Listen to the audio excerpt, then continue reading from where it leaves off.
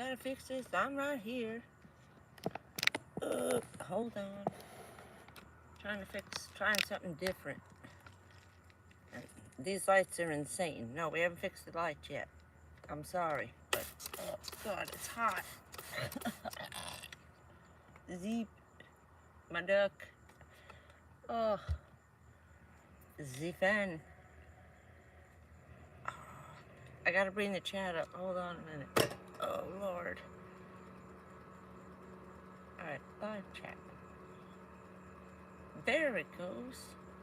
I'm here, dearest Dawn. Did you guys come back? I don't even know what time it is. My clock slowed down again. Oh, this is the pain where I gotta keep clicking on it. What was I saying? My clock slowed down. I got a little behind. Let's try moving. How's that light? Better. Yes! Check it out, dude. I had to give mine up. This was what broke my heart. Hello, Dawn. Look at this little jerk. He's so cute. They're in the dollar store, but no, they're not $1. Oh, look at eyeliner, mascara. But yes, look at him. He's adorable. And I got little shitty lights. There you go. Whoa.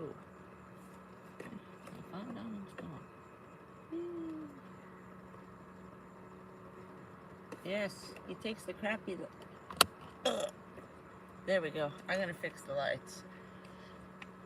My little set broke, and I'll give you a tour around the van. I've been trying to keep myself occupied. How's that? A little better? I'm sorry. This one, I don't know why it's not. Oh, just the way you tilt the camera, dummy. There you go. Kind of better. It'll get better in a minute. Hold on. I'll put him in the window and the door. I gotta get the chat up. Hold on. Wait, there's more. There's more. Hello, Jackie. How are you? Jackie and Dawn. Wait, we got Halloween kind of going on over here, right? You know, I couldn't resist this shit. It's Christmas over here. Look at my little tree. But check this out. Where do you see this? Look at this. In the dollar store. Yes, $5. It takes the itty bitty little batteries because it's a flickering flame. Is this the cutest shit ever? Now, to let you know ahead of time, that's glass. It's glass. It's not plastic. I clanked them together. I almost cried it when I got in the van. I stuck my wallet in between them. But, ta-da! Hello, Teresa. How are you? Isn't that the cutest shit? Ugh. And I got a new blankie. It was time. I was out weighing laundry for the cost of it. But we got a little blue, little black. Let me get the tray. It just makes it. We got a little tablecloth action going on here. We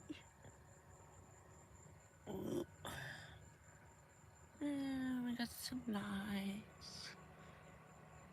I got some new dollar store lights, but you can't look at that, it's a mess. Back to the fireplace.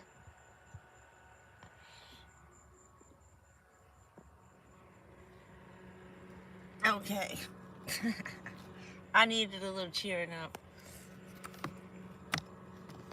I got my x-rays done and had about a half-hour chat with the lovely woman who's now in charge of doing my x-rays. There we go.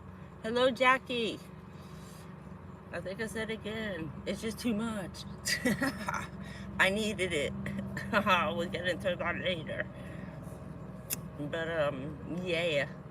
We'll get into the shitty stuff later.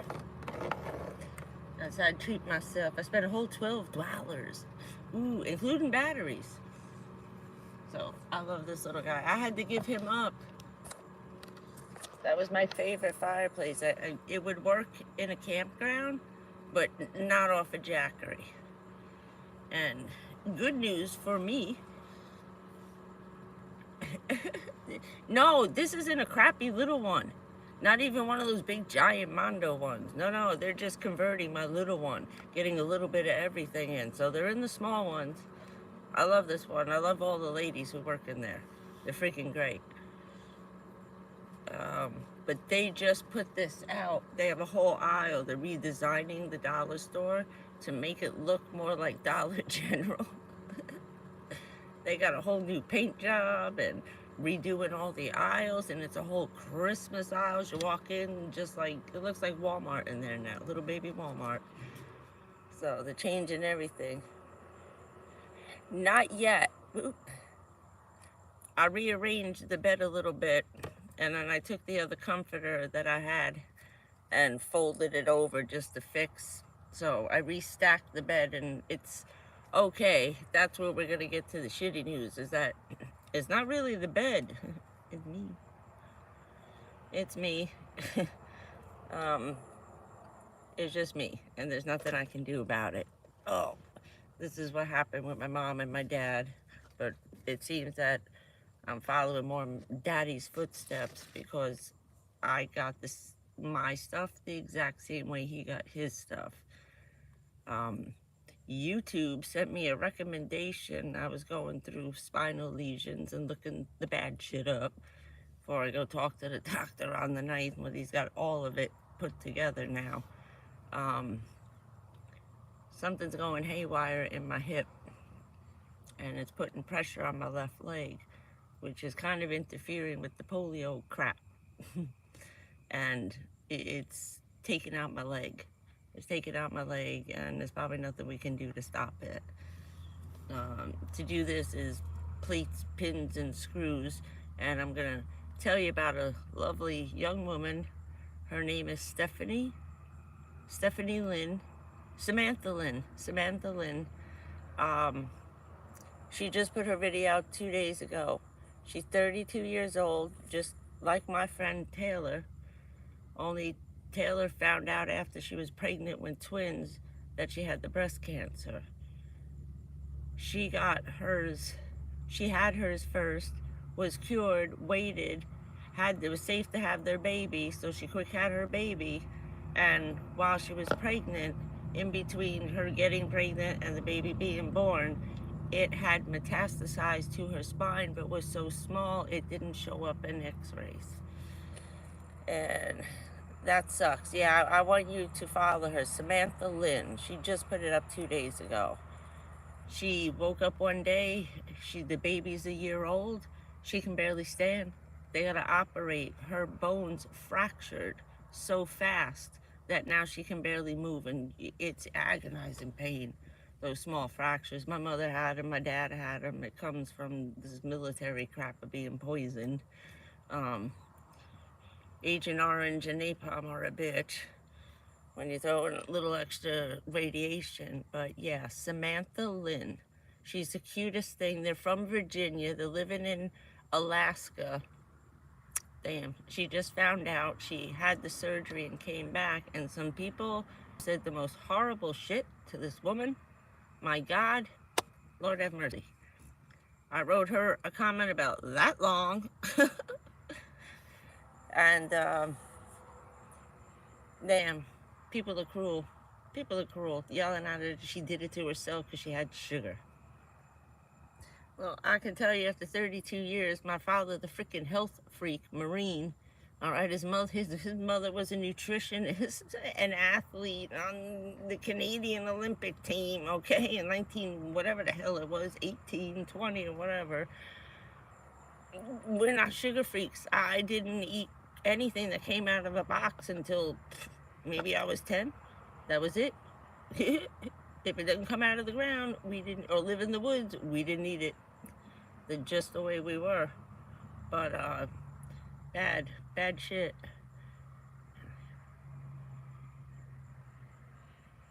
Yeah, I know that's what's starting to happen. Oh, we're trying, Gail. If I stop going to the doctor, everything be fine. This is why I was pushing it off for so long, but I had to because this is when I do it. Now I would be scheduled again to go in, and not shitting you, my very first appointment was with Shands in Gainesville. We could not change it or I had to wait 6 months. Was September 11th. That's the same day in the car that we got the blood test back from all the chemicals from the bomb that we had listed for World Trade Center, and they gave me the 100% holy shit okie dokie stamp. Yeah, you was there, and you was there bad. You were one of the 4,700 who were the very first responders. We were in the ground zero circle.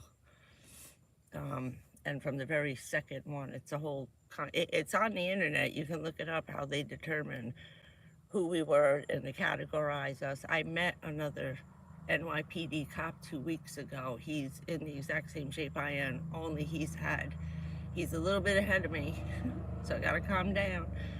He's had 3 bypass surgeries. He's got scars up and down his arms and legs where they took his veins out, and he's like hobbling around. And I was like, I'll take that scooter back for you. And we just started laughing and we started crying. It was the whole thing. He goes to the same store I do, and we see each other all the time, but I never saw the back of his plate. And I park usually on the other side, and he said he couldn't read my thing, but saw the first responder. And we just started talking a couple of weeks ago. So he came down here. He's from here too, another Jersey Floridian family. That goes with the Navy because there was a Bayonne Navy pier there. And upstate New York with West Point. My dad was West Point man. So I don't know, I'm off on a freaking tangent. Sorry. Hey, Karen. So there's roughly 3,900 of us here in Florida. That's why I was trying to get this first responder thing.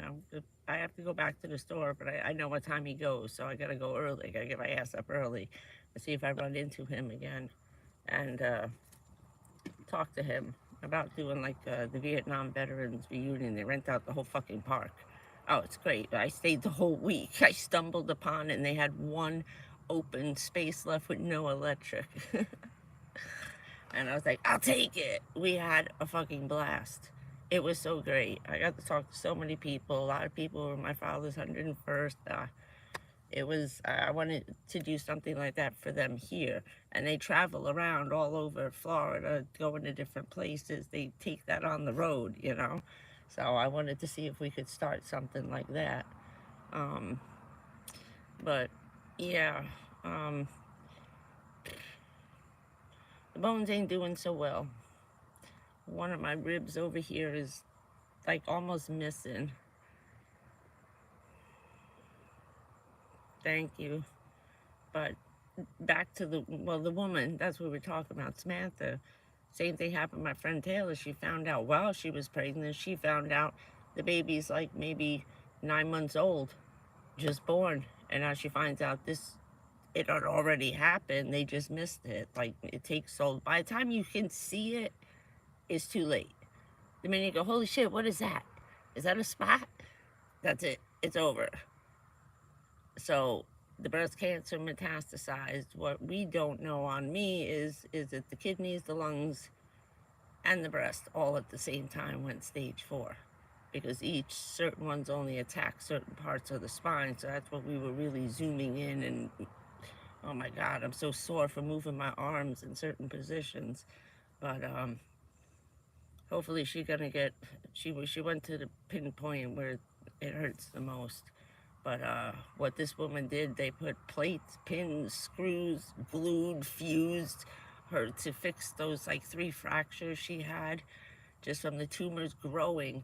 It pushes on those little vertebrae, like what's in your neck here, and just snaps them. Like those little baby itty bitty chicken bones in the wing part, okay? That's what it's dealing with. And I was like, ugh, we had a whole half-hour conversation yesterday. Ugh. But she gave it to me straight. We always, you know, pull no punches so we know what we're looking for going in. I can't, you know, I gotta tell her everything. She has to know every single thing like my primary care. or the cancer center, Shands. So we sat for like half an hour going over. She was feeling the different places before she's gonna zoom in with this freaking crazy ass x-ray thing. And you gotta stand up on it and put your hands in the back and to move me in different positions to see the rib, because my ribs, as she was going through, she goes, "There's a rib missing." I said, "Oh, you caught that, huh?" And she said, "Where's your rib?" It went in. One of the ribs went all the way in, and so now it's all this space, and we don't know. They're soft and mushy. Yuck. Like they bend like a Twizzler, okay, still stiff, but you can, okay, you know what I mean, like a stale Twizzler. I was like, ah. So anyway, no plates, no pins, no screws, because that's a major surgery, and we're out of that now. She says, without the morphine and nothing working, she goes, what are we gonna do, put chloroform on you to put you out? She goes, hell no, not on spinal surgery.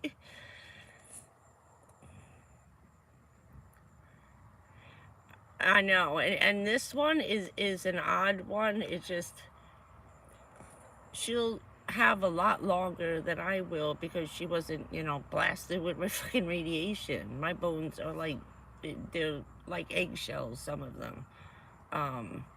It went off the charts. The test ended at 3.0. I'm at 3.9, 3.8. That's like, holy shit, you went out the box to a whole other number? Uh-oh. You know, at 2.5, you're screwed. I'm at 3.9. And she says, oh my God, that's 4.0. We're just going to go to 4.0. When was the test? I said, you guys did it. She goes, so she went to grab those results so she can do both and give it to the other x-ray guy. And the two of them can sit down and be like, holy shit, you're fucked. I said, we started laughing. We're very open and honest. You have to be, you know, you talk about fucked up shit. And I love this woman. She's the best. She really is. I'm trying to think of do something nice for her. And the girl at the desk who squeezes me in, you know.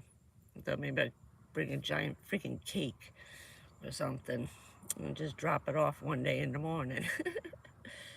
But yeah, so pretty much buggered.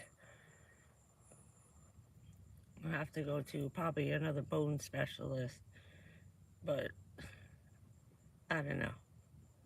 They might not even bother, because this guy can do it himself, the radiologist, and my doctor has a specialty in geriatric patients. And he's got like 15 degrees, okay, and doctorates, this doctor. He's like my other doctor from the Muscular Dystrophy Center. He had 13. I think he has 11. He said, 13? When did he squeeze it in? I said, in his sleep. Like that. He started laughing. I said, but it's okay, because I've learned a little bit each time he gets a new thing. He teaches me about how it reflects on, you know, the people with the polio and the MS. I said, so I got a whole education. Morphine doesn't work. That stopped over 2 years ago. Richard took me to the hospital because the pain in the back, and that was the first lesion growing right all the way by your ass crack. I couldn't move. I was on the floor in a ball, and he's trying to drag me across the floor to get me down the stairs and into the car. Well, I'm like this in a fetal position. Don't touch me, don't touch me, screaming. And they gave me 2 shots and nothing, just nothing. And he said, she didn't drive herself here again, right? The one doctor knew me, the ER doctor. It was during the day. And she said, no. I said, he's outside. He said, bring him in.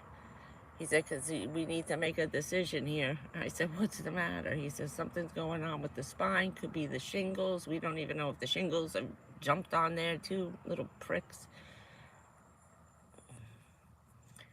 I know. Oh, well, we have some odd news. Let's get to the weird news and my epiphany.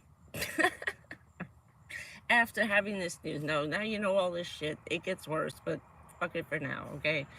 I get phone calls back. I put phone calls out looking for a place. Like I freaking told you guys, the only thing are temporary shelters. That's it. It's one room, has an air conditioner. Don't get excited. It's just a bedroom. Like, this probably the size of the van. with nothing in it but a bed. No toilet. That's community. It's run like the army because they're all veterans and military families who have lived on the base but had to come off because he retired or is now not active duty for now or on leave. You know, he's on the side because he needs a break. And now they can't afford to get them from the base to an apartment. They got to put them somewhere. So this is transitional housing, which is roughly 6 months to find a job, for him to come home, find a job, and save the money for last month, this month's rent. When we added it up with the woman on the phone, I'm looking at like $1,400 just to move in, because that's electric, $300 deposit plus $150 for that month. They want you to put it up front. That's what happened when my dad died in the trailer. I was like, holy shit, no, take it, I don't want it. I can't afford this. So anyway, it's only 6 months. The showers are communal. It's like an army barracks. Everybody eats together. Everybody cooks in the giant ass army kitchen. The women's showers, men's showers, the bathroom. You share everything. We have COVID from the Panhandle to Jacksonville to down here, down in Miami. It is everywhere. Half of the campground is freaking sick. Thank God I'm out here. So, no. To go in now, say next week, and get kicked out the week after my birthday in February, no. It'd be too goddamn cold. The transition to go from heat inside to cold. My fingers are turning blue with the air conditioner in the library because it's too goddamn cold. Because my bones got all the little holes in them. Everything's going kooky. So, I can't take the cold. And going from there to there and moving out of here to moving into there. And it's not a great area. There's cops all over the library over there. They're there from 9 in the morning till the time they lock the door. 2, 3, park over here. There's another 4. There's got to be like 8 cops surrounding that with a fire station across the street. You know, if anything, the firemen would come to the rescue. They got guns. So, especially down here, down south, everybody got a gun. EMTs got guns. Come on. So, I would be petrified the car would get stolen. I don't think it'd be there more than a week before it'd be gone. It'd be gone. And it's right on the highway from here, and it's straight shot to 95. They did 10 minutes. They could be an hour away. So, although it might blow up and catch fire because it smells burning again, that's next week. So then after I thought, screw that, that's stupid. I started cleaning and moving shit around. I said, you know what? Nah, to be in the room has no toilet. Oh yeah, I forgot the best part. Random inspections. Like they come and toss your fucking jail cell. Just like the army. Come over, kick over your locker, look through they search anything they want. And so they don't pick on anybody, it's random, and it's everybody. I thought, no.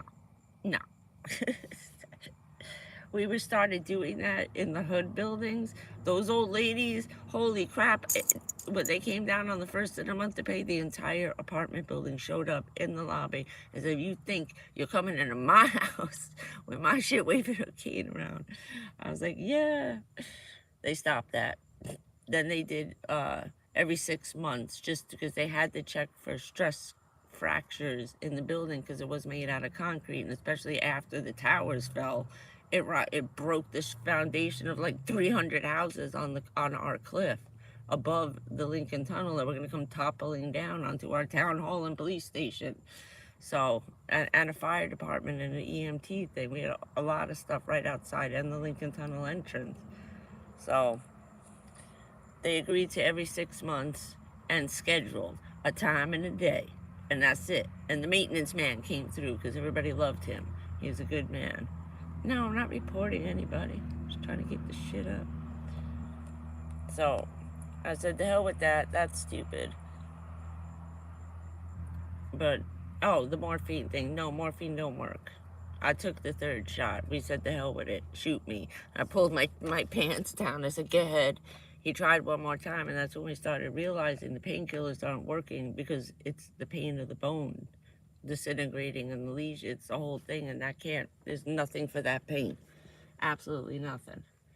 Richard's mother broke her back, and nothing. They gave that woman for like 30 years after a 27-hour surgery on her nervous system, on her back. They had a team of like, what was it, 12 doctors working around the clock in shifts. Each one had a specialty, and it was they just rewired her back, and nothing they gave her stopped that. You can't. My father was in pain. After a while, you can't lay down, and then you're sitting up, and sitting like this is okay for a while, and then you either gotta lay down or get up and stand, and standing is agonizing freaking pain in your hips. It feels like somebody's bending your back, snapping you backwards, like hyperextending your back right at your waist, you know, where your hips are. She described it so well. I was sitting here crying my brains out. I told her all about it. I told her the name. She's gonna watch it. I said, this is what's happening, right? She says, yeah, only we can't operate on you. It won't work anyway. It doesn't last. The bones are still disintegrating. So it's only gonna last for maybe 6 months, and then you're gonna have screws floating around that now aren't attached to anything. I said, oh, Jesus. She goes, yeah, don't know. Keep away from the screws as long as possible. Those things are dangerous. But what I did find, on a happy note, is a LifePo battery. Somebody sent me the link. I went searching the LifePos. I found a bundle. One of their really, really good 100-watt solar panels, one of the folding ones, not the humongo one that weighs like 90 pounds. The one I can pick up, which is pretty small, and I can fit it right in the door, I think. And a 300-watt LifePo, whatever, 92-hour shit. Perfect. That solar panel will charge my yellow guy. Same plug, same everything, and it's only 200 watts. So the little yellow guy will now run my fridge full time, and the 300-watt guy will charge every day, and this stupid thing, and I'll keep on going like every other day. Because once this refrigerator stays cold, you can unplug it for about 6 hours, and it stays around 35 degrees. So as long as there's not chicken or anything like that, I tested this out. Now with it getting colder and wrapped in this, excuse me, hiccups, the Reflectix. I had almost a whole bag of ice yesterday morning. Dang. Although it melts during the day because it goes from 72 to freaking 95. The humidity was bad because that storm's going past. Who am I missing? Karen and Gail. So, yeah, we're gonna look for Samantha Lynn. What did she say? Stage 4 spinal lesions. Her breast cancer, stage 4 spinal lesion. Oh, wait, stupid. I have my phone. That's why I did this. Sorry. I was gonna show it to you. My head is spinning. So, I went to put the money into the bank. The nitwits weren't open. I don't know why. Where is she? Oh, wait, is this her? Let me see if I get a picture. Oh, that's her. Wait, stop. Pause. How do I get back to your channel? There she is. Where's the one we just saw? No, videos. Oh. Everybody loves hanging out outdoors. Pause. Make it bigger. Hang on, I'm getting it. And don't get pissy. It's a YouTube video. Space for it. Well-planned outdoor setup can provide a really lovely. Wait. Hey everybody, it's Samantha. Oh no. Why isn't that staying up? Okay. Everybody see that? Go subscribe to her freaking channel. Did everybody see that? This poor thing. She can't even pick up her freaking baby. That's why she went for the operation on her back. This video is her just getting out 2 weeks after. so that she could pick up her baby. She was down on the floor walking. She just collapsed and couldn't take another step. Just like my mother. That's what happened with my mom. But this is her thing. And it's that top one. Get some tissues. You're gonna need it. But these poor kids, man. You know? And when you see her, they're young. They're new, you know, they're newlyweds from Virginia. They're the cute. I haven't seen him, but I can imagine. So watch that. Send her some prayers. The people saying god awful shit to that woman. You know, she's trying to be able to pick up her baby. Jesus Christ. Tell her it's her fault. She did it on purpose. Who is it? I want to choke him. That's what I'm getting. I think it's... Let's do it again. Now where the hell did it go? Oh wait, no, I have her in my subscriptions. Stupid. No. You. View the channel. No. Hold on.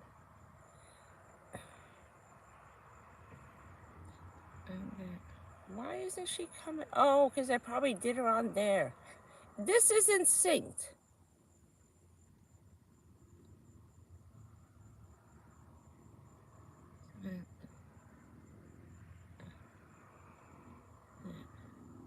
Cancel.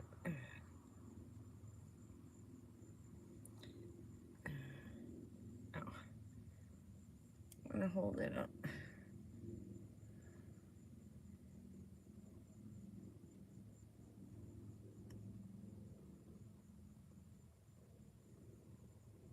Better. That's where you see what the video is. That's the one she just put up. Is that backwards? Or are you reading that okay? Could you read that when I held it up? It's Samantha Lynn. That's the name. Yes. Thank you, Dawn. Yeah, just Samantha Lynn. Hey. I just want to go and find her and hug her. It's like, damn. But that's what happened to Taylor. My friend Taylor died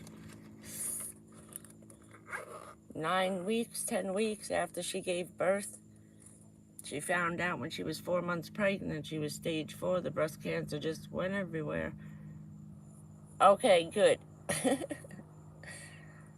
Oh, that kid'll break your freaking heart, man.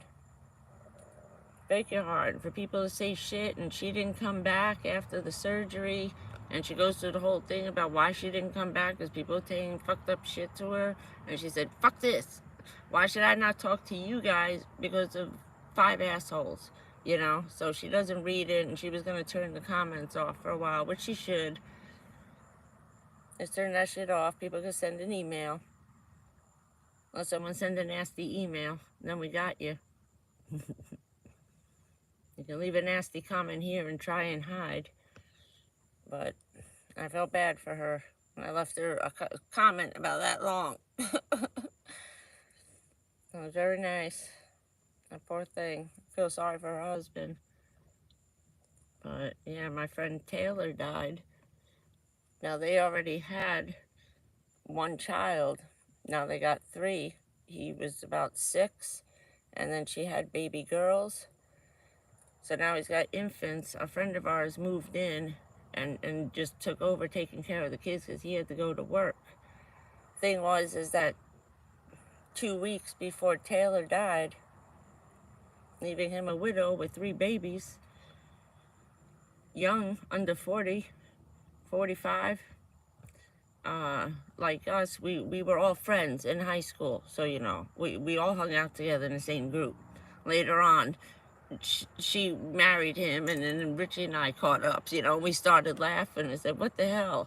You know, we had to wait 30 years. What the hell's the matter with us? So it was cool that they got together. You know, it was funny. And his mother died 14 days before Taylor and my mother died on the same day, 4 hours apart, of the same breast cancer, all of them. We had about 8 different women in town came down with it. Yeah. So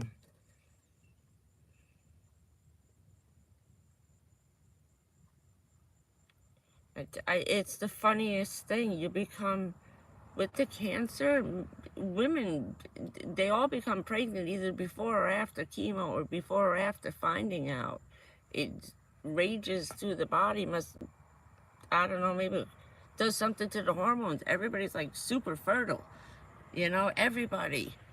And a lot of women who have breast cancer, they get pregnant and never thought they could, and they did. It was a freaking miracle. You know, with all that chemotherapy and stuff, thinking, that's never gonna happen. Bam, bam. Taylor had twins. And she had stage 4 cancer through that whole thing. They're perfectly fine. They were perfectly fine. Last time I saw them, they were 4 when I left. Yeah. But, yeah, this poor chick can't even pick up her baby. You know? One day, yes, and now all of a sudden she's like, ugh. So, subscribe. I don't know if she's, you know, subscribe. Just freaking subscribe. See what happens. Maybe she'll get enough she could do Patreon and help, you know. They're coming back here to Virginia, too, in like 2 weeks. So right now they're in the middle of leaving Alaska and coming back here because she's going to need, you know, help. So, and to be home near their family and stuff. So I thought, oh, wow, they're coming back here. Cool. You know, they're good for them. They shouldn't be up there in the middle of nowhere. Hell you doing up there? There's plenty of woods in Virginia. Are you kidding me? Just ask the Army. They got some creepy woods.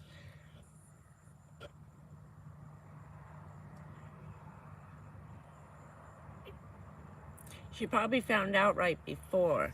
The thing is that once your blood tests come out fine, they were fine because it's still small.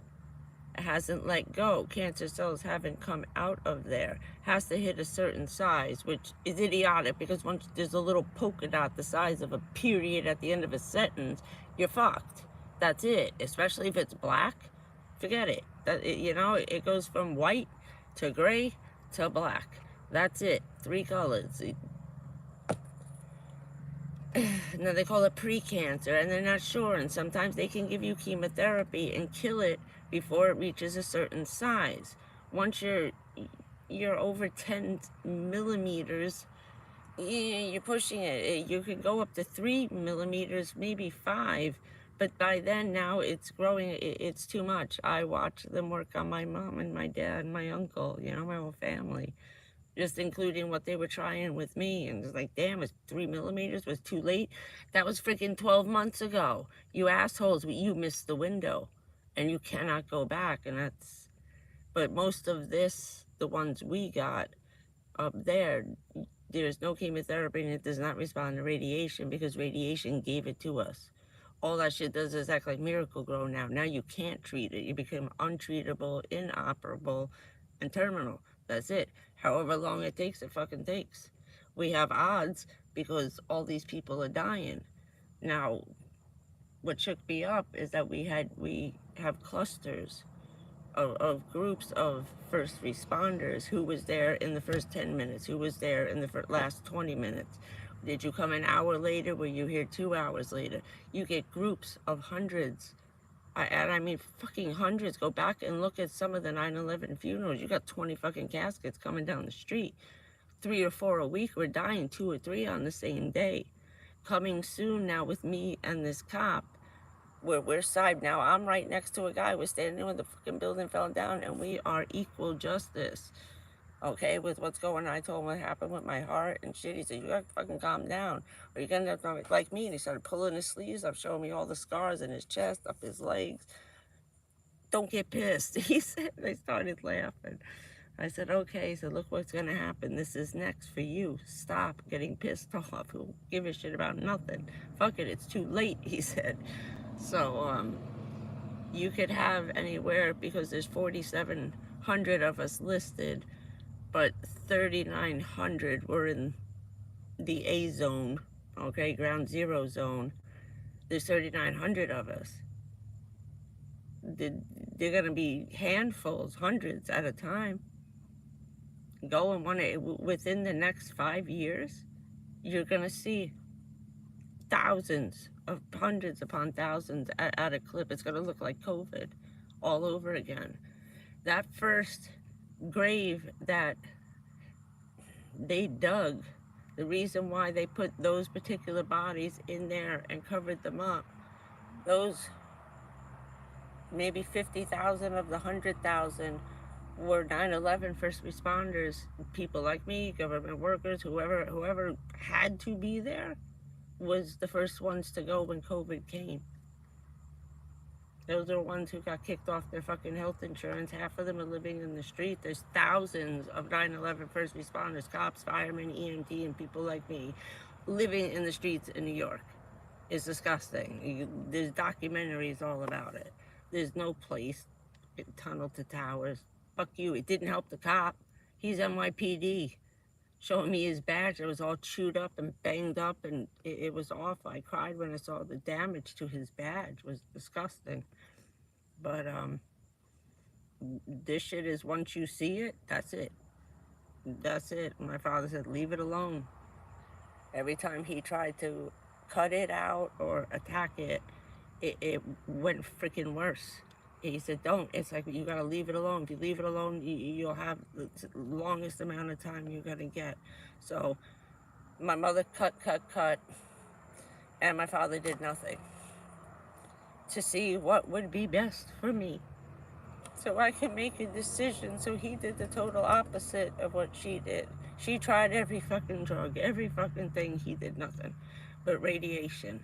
And that was it. He said he did chemo. I said, yeah, so did I. 96 straight fucking days. I'll never do that shit again. Hell no. Oh my God, it's awful. You wish you were freaking dead. And then you gotta do it again twice a day. They were like bombarding me twice a day, chemo treatments. No one fucking does that. That shit was nasty. Called Invans. It's one of the worst antibiotics on the planet. It's at the holy shit, nothing else is working, but let's give it a try list. I had to sign a stack of papers like that big. And he said, what's going to happen? He said, I'm going to go like this.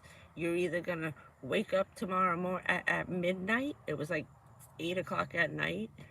And I was running out of time. I only had four hours left to have some kind of antibiotic because the cancer was just, it was gone in my blood.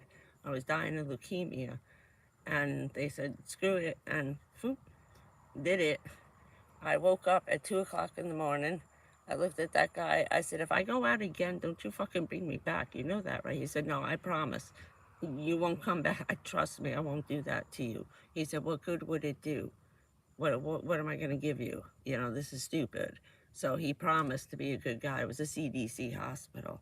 I was in like a quarantine thing away from everybody. So no one knew why I was there. Kind of, just that I was sick, but not what they were treating. So they were really good to me out there, and then I came here. I got out of the hospital, I was okayed. The house is only 3 minutes from the nearest hospital. He said, stay in your dad's house. You're good. So that's the story. But yeah, so I'm opting to say fuck it and stay in the car. And then I saw the tree and my fireplace. How could I resist? It's just stupid to go in, to come out, and every night where I'll be sleeping in the car hoping it doesn't get stolen over there. It's just so stupid. And I was like, this is dumb. It's just like a storage locker. No, enough. Us going out and leaving again, that's gonna suck, you know? You just get used. 6 months is a long time with, you know, lounging around a nice bed and a couch, you know, screw you in a little hotel room. But living like I'm in the freaking in prison? Fucking come and flip my stall? No, absolutely not. So the only good thing is that the no drinking. And I was like, well, I can't drink anyway, so that's fine. That's a check off the list because you got to meet certain requirements to get in there. You agree to be searched. You agree to this. You agree to no alcohol and anything, any violation. Fucking, you're out of here. We'll never talk to you again. Go fuck yourself. And that's exactly what happens, and that's awful. But then have one for people who are alcoholics, or if they got a problem getting off drugs when they come home. Do a detox transition team or a PTSD one, you know. Don't stick everybody together in one place. That's a bit much with kids running around. That's why this place is a mix of everybody and anybody. And I never see any women over there. I could end up being one of only 5 women with, like, I don't know, I think there's 40 people there. I said, that's a lot of people to be sharing germs with. Hell no. I'll be bringing my sink and my bucket in the fucking room. And I was like, what am I going to do? Run to the bathroom when I'm freaking sick in the middle of the night? Or first thing in the morning? I was like, no. I'm not in the freaking army. I'm not living like that. That's uncivilized. I'd rather be in here with my bucket and my bags. I'm good to go. I'm nice and private. I wanted to go to Arizona. I really did. My grandma loved Arizona. She said it was a little too, the summer. She goes, the heat. It's beautiful except for when it's like 100. And it's not that bad because it's very dry.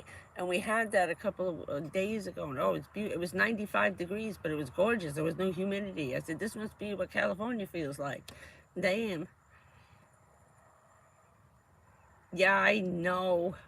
I haven't even been watching. I have my Weatherman Plus, the Southern guy, the guy who told us like a month ago about the one that came and took them out again. Jesus, Lord, it's gonna turn into another Louisiana for a while. Once that jet stream moved, and the winds are blowing a different direction. It's like, how many times did Louisiana and Mississippi get hammered again and again and again, year after year? Katrina, and then the other one, the one before that. I was like, damn, why is God so angry at this one section of Louisiana? Leave them alone.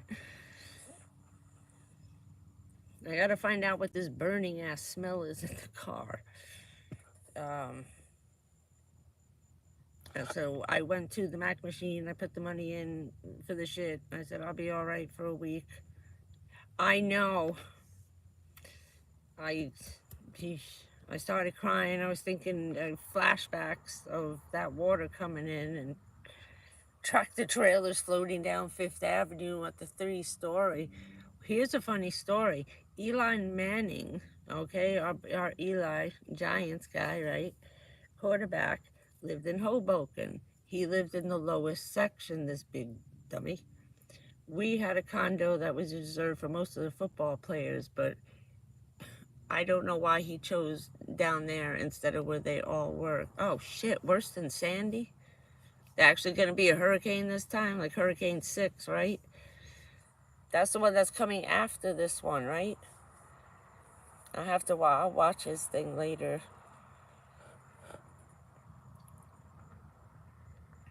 But, what was I saying? Oh, the car. So the burning smell keeps coming and going. But I have to find out what that is.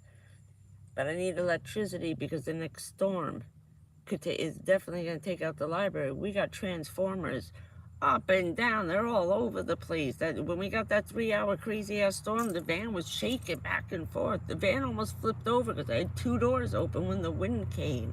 I barely got the doors closed. Then I was trying to get the windows up. I was like, damn. But the whole van kind of went up and then came back. It didn't wobble. It just went up and bam, down. And I jumped into the front seat and trying to get the doors closed. I said, shit, one more gust of wind is going to blow this freaking thing over. So we had the nighttime tornado thing for, 36 hours until the sun came back up, from like 6 o'clock that night till 6 o'clock the next morning. all through the dark and the night. We were gonna have any kinds of tornadoes, big ones, little ones. They were gonna be fucking everywhere. And the lightning was purple, and it was like this big. It was insane for like 3.5 hours. I know. They evacuated all the islands here. Then they were like, well, this doesn't do this, but get ready, because here comes the freaking wind. So I got the windows closed and I rode it out behind the little hospital over there, because the wind was coming from this way. So I was good. It was just blowing over the building. And I got close enough to the back where everything was blowing that way. But that ripped off all kinds of crap. All those little awnings outside the dollar store, they were all gone. All the transformers, shit's still hanging off of poles. It's laying all over the grass. They got big spools of wires. They rigged it and put up brand new transformers. They're all painted brand new. They've been busy down here. So we got a lot of wind damage from that. It was rough. Not a lot of rain. It rained, but it was like sleet in the winter. You couldn't see through it because it got really cold. I don't know. So, I don't know. But if anything, worst came to worst, I'm just going to the nearest fire station. Fuck that. Take me in, you sons of bitches. And that's what I'm going to do. I won't go to the police station. They're too busy. But I will pull up at a fire station because I work a lot with the firemen all the time. Anybody can make a phone call and check that out. Especially if they got friends up in Jersey. One phone call. It's like, yeah, all right, yeah. So, that's my go-to spot, is just showing up at the nearest fire stations. They take me in. I'll answer the phone for you while you're gone. I'll call the VA. Tell them you got me here. Give them the phone number. Tell them I'll work. I'm volunteering. That's all they gotta say. I can, because I'm still active duty. So I said, look, I'll volunteer to man your phones if you gotta run. Just log me in at the VA. Oh, shit. So, I do got a place to go in an emergency. They'd never say no. Not to a woman. Not if I get my walker. See, now I need the walker. Gotta look real pathetic then when you're getting out of the government office. I'll get my little baby walker. I don't know where the hell am I gonna put something like that. I got my cane. So I bought a new one. Got little polka dots on it. It's cute. It's the one they have in Walgreens. Looks like little Easter eggs on it. But, yeah, it got hot again. And I forgot to charge one. Yeah. Yeah, there's crazy, like, tornado shit going on. You can run into the nearest police station, fire department. They'll take you. EMS, if there's an ambulance squad, they'll take you in. Tell them you can't breathe. Got chest pains, and you're dizzy. They can't let you leave then. Because it will be. Your blood pressure will be up. Be nice and high. Outrunning a fucking tornado outside, right? Oh, God. I don't need Bluetooth. Sorry. I'm back. I could turn that off now before I wear out my battery. So, I put the stupid money in the bank. The bank was closed, so it said deposit your cash. The cash went in fine.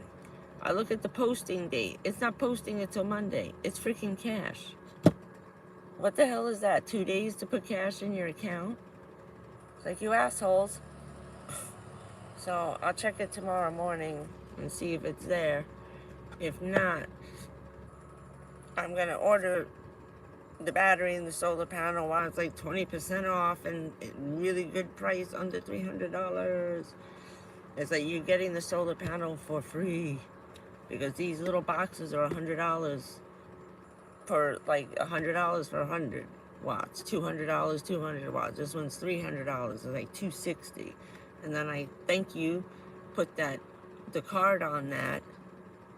So I'll figure out what that's going to be after the tax, and there may or may not be shipping because I did it under another account. Oh, please. They screwed up they went back to my old phone number. I can't even log into my account. So it applied to my new account. So, no, I didn't join again. I'm just buying off of Amazon to sign in. Oh, no, God forbid. I did all kinds of little commercials in the beginning. Togo. See that? I can do commercials for all your van life needs. In rain nor shine, never let you down. Go get one today. Give me a coupon code, you pricks. Everybody's giving away Jackeries and Blue Eddies and Vitamins and shit. Come on. I've been on here. This little guy has been working since 2021. Yes, that's all. The stupid solar panels are falling apart. Don't buy that shit, Tokyo. They're rusting. That's why they're not charging anymore.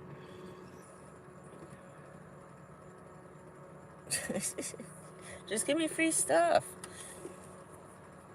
Just enough. I don't want an overflow. I ain't got the room. I just need a bigger one of these. And a better solar panel. That's it. Not too much to ask. One 300-watt solar panel, maybe a 1,200-watt box. Come on. Give it to me. I'll be relentless. I'll show it. I'll put it right here next to the fireplace every day. Every video will be your battery. 2-hour, 3-hour long infomercial. Right there, in the shop, I promise. I'm a first responder. I'm a professional. Who better to test your shit out? We use this stuff all the time. Come on. We use this stuff to shock people back to life. Give me some paddles. Let's give it a shot. We'll do the paddle shock challenge on YouTube, right? Oh, Lord. I see Chrome is actually selling the LifePo batteries now. He's got like a whole warehouse in his garage. I just watched the last one. Now him and Emmy. Her van came out nice. She's redoing and painting and doing all kinds of shit. It looks pretty inside. The whole thing, she changed it. Guard your privacy. We're trying. In case I missed something, let me know. Let's see. What else has everybody else been doing besides listening to this? Wait, who contacts who? Oh, they asked. No, they just cold called them and said, yo, dude, look, he's on a commercial. There's 3 van life guys up in Canada who do rock climbing and really outdoorsy shit. And yeah, right? It does look nice. Chrome and 2 other guys are in the commercial. Don't skip the ad for Jackery next time. It's the van life guys. They signed a thing. They're doing actual TV commercials for Jackery now. Because he's getting old. He needs some money coming in. You know, he's going to be able to drive around the Canadian woods forever. Eventually, he's going to have to do something else. So, yes, that's what they did. He went out and said, look, I've been using this for like 9 years now. Come on. I'll do commercials. I'll do this. So they signed it, like it must be a TV commercial. And he is a, whatever, LifePo or, Zog, Z-O-G batteries. Whatever, they're like LifePo batteries. Those crazy lithium shits. They're enormous, like the size of the van, some of them. But he's an authorized dealer now. Oh, what was he saying about him?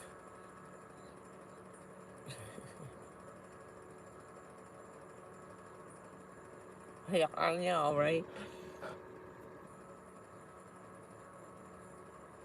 It's already getting cold up there. They just put their diesel heaters on. I'm like, damn, I need the freaking air fan again. I only charged one because it was so nice. Now it just got hot and humid because that storm is going past, heating shit up. And you can feel it. Ugh. I'll turn that off. Sorry, I forgot it was. I'm so used to hearing it. But, let's see.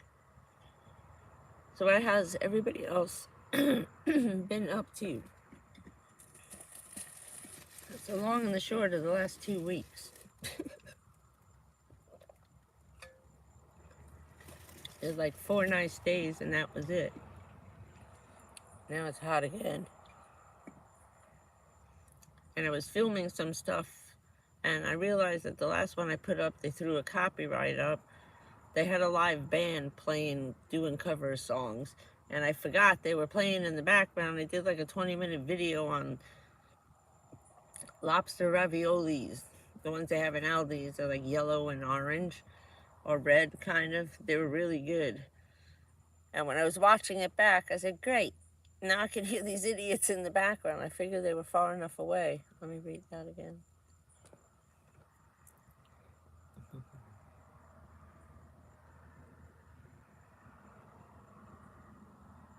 No. Everybody's got to get in trouble once. It's kind of hard on here not to, but it shouldn't be. It's just dumb. No, they just don't let you make any money off of it if you were. Because I started this in 2021. I think it was January or June of 2021. And not long after that, I had so many views on the first ones about that day. Some of them, I erased some of them by accident. I mixed them up. And I have to redo it anyway. One of them I got halfway through when the plane ripped the corner of the building off and we were under our desk inside here on the pier. I threw up. I had to put my hand in front of the camera and I ran to the bathroom and I got sick. Then I tried to finish the second part and I looked so, I had just thrown up and I felt like throwing up again. I said, let me lay down and try and finish the story. I said, this is part 2. I just threw up, okay? You know, I was like, this sucks. So it took me a while. And then I started building out the van with the hurricane that was coming that summer. I got the car in April and then I started cleaning out the car, getting it ready to evacuate for the hurricane. I told you, van life was not van life. This was just my evacuation vehicle to get the hell out of the house, away from the fucking, I don't want to be Dorothy in the Wizard of Oz, flying away in my mobile home. But no, they just don't let you monetize. So I was able to be monetized by that Christmas. Just a couple of months. I had gotten so many, 10,000 views on I had like 20 videos up of the snow and Christmas and looking at the house and being, holy shit, what the fuck am I gonna do? We just got destroyed, help me, you know. That within 6 months I was able to be monetized. They had started to put commercials on, the skip it stuff, but I don't know what they were doing now because I said I didn't want to. They offered me again. I said, no, I like, just leave it. So I allowed them to put commercials on so at least they can make money. They said, will you allow us to put commercials on your videos? I said, yes, so that, you know, they can make some cash. So whether they did or not, I don't know. It doesn't come up when I watch them, but someone said there was some, so I don't know. Oh, wow. Oh, good.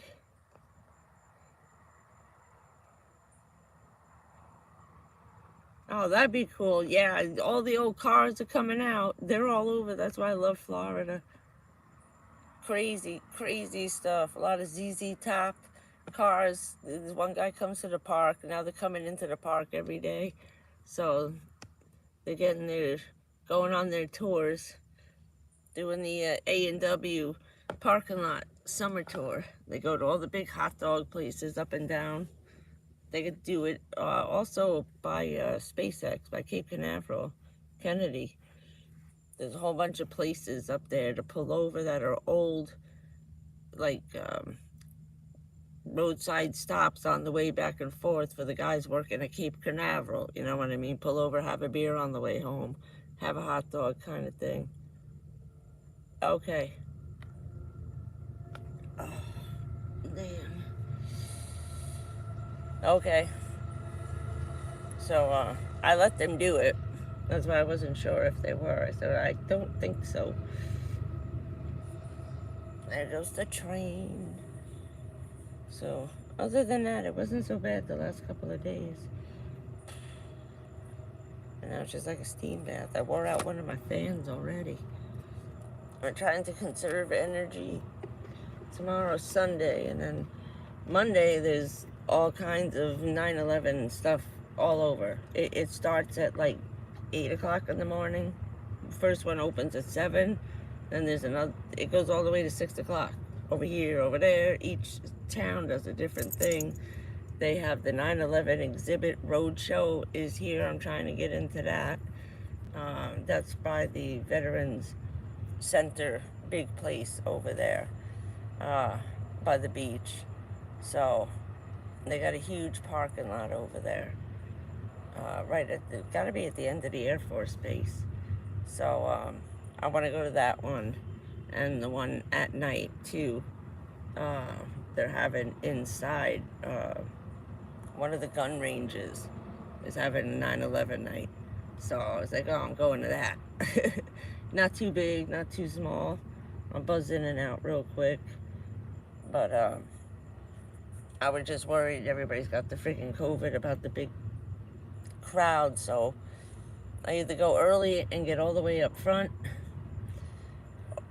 hang around, let everybody walk in, and just linger in the back, which is what I probably might do.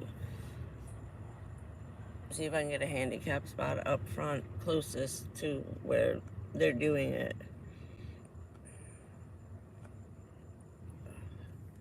And I always watch the one from New York all day. It doesn't come off till they're done. Okay, that's cool. Thank you. I keep staring at this stupid thing in the screen. It's distracting me. Stop. But yeah, so now I gotta work on, after we get the solar panels, work on whatever the smell is in the front of the car, because I gotta get a fire extinguisher tomorrow. I gotta go into probably,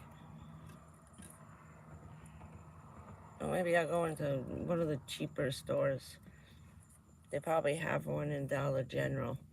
Those little car ones, you know, tiny ones. I have mine in the back, but it's friggin' buried under the tent. It's the only, when, as soon as you open the door, it's right there, so it just jammed into the back. You can't even reach it. Yeah, I know. It's spreading like wildfire. Oh, just as some, yeah. Because they brought it back from vacation. See, these lights are dying. This one is too. That's better. Well, that's a little bright. I gotta figure out my lights. Once I get the new battery, I don't have to worry about lights. I can just plug in the regular set of Christmas lights. And I'd have, oh, that's much better. But yeah, once I get the batteries, I can use my regular lights are back there. So that'll be all good. I can order it Monday. It should be here Wednesday afternoon. If I have to wait till Monday to order it, because that's when the money's supposed to go in. The little machine told me to check the available balance on Sunday night. So I bet you it's 9 o'clock in the morning when the bank opens. And then I'll have it at least latest Friday for the weekend. Oh, the people in the campground in the park. That's why I've been going different places and stuff. The lady in the park with the grandchildren. The kids are better. She's sick as a dog. It's been, she said, 19 days today. She feels like crap. I'm worried about her because, the kids are wearing her out. There's 4 of them. I thought there were 3. There's 4. So they're leaving soon to go to Connecticut with a relative. Is going to take them. They have a house. They're her daughter's children. She's dying of cancer. She's in a hospice right now. Just started her 6 months in, her first 6 months sign up. So they're just waiting for their mother to die, these kids, and her daughter, it's awful. And she's homeless because her husband died, and she took on the kids. They're letting her keep them as long as they're in school, and she's in the campground. They talked, the city talked with the city park and said, look, just let her stay. She doesn't have to leave. Just keep moving her from place to place. She's just going to have to shuffle around. Hello, Dee Dee. How are you? So, hopefully these people will take these kids soon so I don't have to stop bustling around. But then they got to leave their mama, who's down here. I'm not sure how often they go to the hospice to see their mom, but the youngest one he's about 6. I'd say 6. He's really small. The sister about 9. Another one about 15. The oldest just turned 20. So they're kind of taking it well, these kids. They're very quiet. She stops by every day. We hang out and talk, or they wave from the car because they weren't feeling good. They wanted to come by and make sure I was okay. She explained to them and showed them on the internet what we did, where we were. I showed her all the photographs that Richard had found of the waterfront. So she looked at the URLs and wrote it down, and it started looking for, I told her what to type to find them. She found it for me. I didn't even know where it was. So she showed them what it was and where I was and what we did.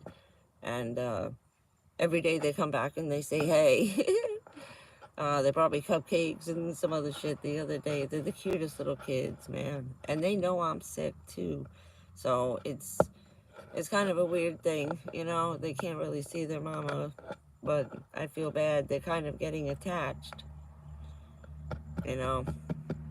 So that's why I'm hoping they'll be going, I told her that. I said, maybe we should do this between the 2 of us and not, we shouldn't get attached, I'm sick and I have no fucking idea what's happening. But if, this happens too close together, who the hell knows? How upset are they going to be now that we made friends? She goes, oh shit, I didn't think of that. I said, me either, till I saw the little boy. And he looked at me funny and he had tears in his eyes. I said, oh shit, this is not good because he is getting too attached to me, He's the cutest little thing, man.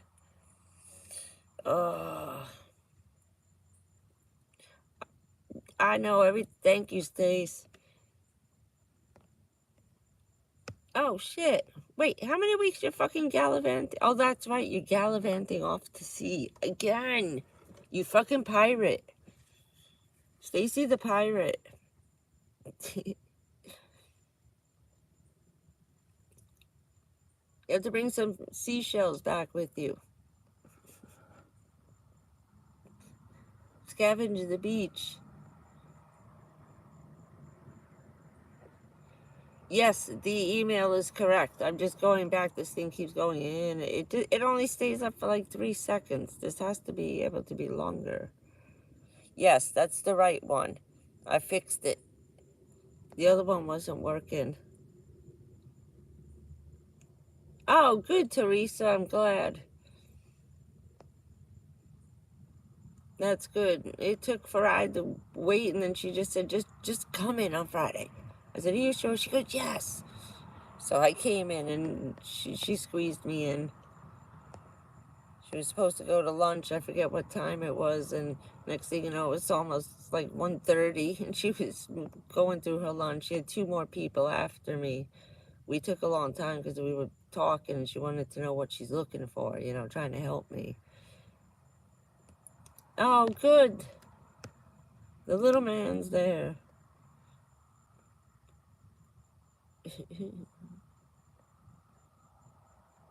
Oh, Christ. Oh, of course. They always do that.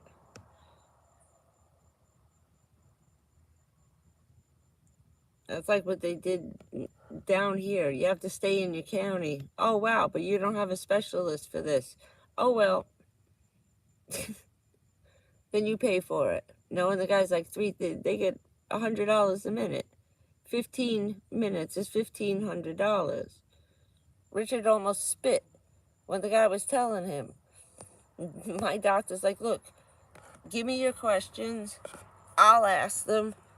But we don't have a long time with this guy. We only got 15 minutes. Richard's like, oh, that's all he could spare us?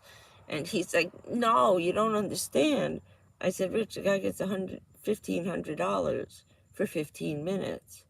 And my doctor's like, and he sits there with a stopwatch, this piece of crap, okay, with a fucking stopwatch. You go 1 second over the 15 seconds, you're into another 15 minutes. You can't just ask one question and be like charged for like 1 minute. No, you have to take on the next 15 minutes. I talked to this guy for over an hour. They pay this guy almost $3,000 to talk to me. Just to say, yeah, that's it. I okay it. Sorry. Nothing we can do for you. Turn around. I went to walk out the door. And Richard's like, that's $100 a minute? That was worth $100 a minute? I thought he was going to run out the door and punch the shit out of the guy. It was bad. He said, what a freaking ripoff. He's the consultation? That was it? $3,000 for him to say, no, you can't do, he's right, you can't do nothing about it. Untreatable. Boom. Inoperable. Boom. Boom, boom. You needed 2 doctors to agree. Sometimes they want 3. He's like, holy shit, I should have went and became I said, you got to become a consulting doctor. My doctor don't make no $100 a minute. He gets a flat fee. You want to be a consulting physician? There's a gig.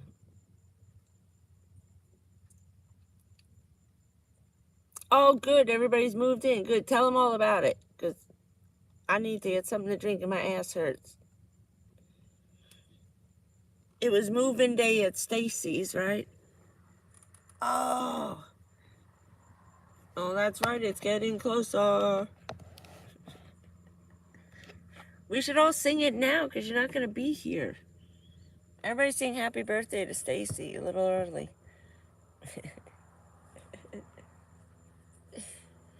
Oh, Stacy didn't see this. Look at the dollar store. That's so cute. They're getting bigger and better. I bet you didn't even see that back there. Wait. Oh, I can't go that way. Yes. Is it still a full moon? People are acting wacky. I look like... I have to put something else over that. It's cute. With the pumpkins. Yeah, but she chasing around that little guy. Oh. I gotta check something. Okay. Oh, shit. I don't know if that's gonna work. Probably not. Never mind. I don't want to break the connection. I have to unplug everything.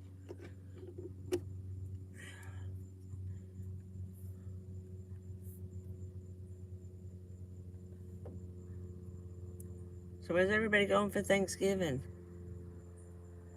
Anybody traveling home? Start some fights? I always love the fights at Thanksgiving. And then everybody makes up at Christmas. But don't spend New Year's Eve together. That's a mistake. Oh, my ass. Okay. I may be leaning back. I don't know what the light is like back here. Oh, look, you can see my tree better. There he is. Ta-da. You got little berries. Oh, he's a cute. I like that. Mickey. Okay. Oh, yeah. Stretching out. Sorry. Baby Yoda.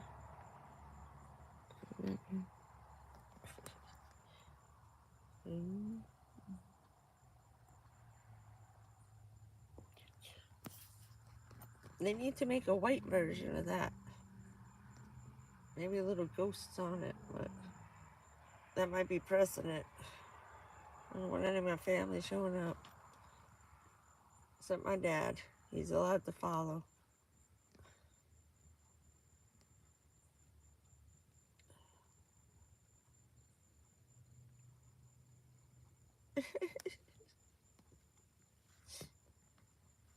Man, what is everybody looking at? I'm laughing, I'm reading. I'm reading. I'm slow. Oh, what am I looking at? The trailer. The trailer. Yeah, right. In my dreams, you fucking moron. The van. Oh, the bed. I'm laying down for a minute. I'm gonna lean back. So the foam wasn't the foam, it was my ass. It's a little dark back here. Next week, better lights, I promise. By next Friday, I'll have a battery and a new set of lights. And once the Christmas tree gets lights on them, it'll be going. That's what I'll do. I'll put up Christmas lights. Oh, there we go. I want to get a little set of Christmas teeny tiny LED lights. For that, you gotta go to the store. I just want like 5-watt ones or something. Oh. Now that I'll be able to charge where the hell is the camera? Oh, over here. So I'm looking at the live button. Sorry, I thought it was over there. Never mind. Like a Dracula movie in here, right? I have to get the hood with the thing. Looks like an old-fashioned Dracula movie. I used to like that old one. I got distracted. Oh, never mind. Forget it. Wasn't worth it. Told you, my head's going 100 miles an hour. So we all got to check out Samantha Lynn's thing. Give her some thumbs up. And tell everybody go screw themselves.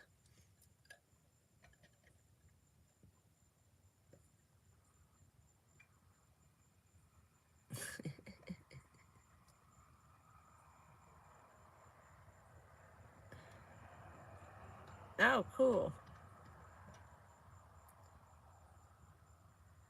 Yeah, I'm going to try something different with... I shot some videos. One I have to severely edit. I bent over a little too far. Thank God I watched it before I started to upload it. Something made me think to watch it for something. To see if you could hear me over the rain. And all of a sudden I leaned over into the camera and said, uh-oh. Okay, 6 minutes. First 6 minutes, that's out. How do I do this? So then I was cooking the raviolis today and the band started right in the middle. And then it started pouring rain and the band's still going. They were pretty good. They were doing some, rock songs, like Nickelback, crap like that, Disturbed. And I thought, shit, now watching that, I can hear the music. I said, they're going to copyright that crap.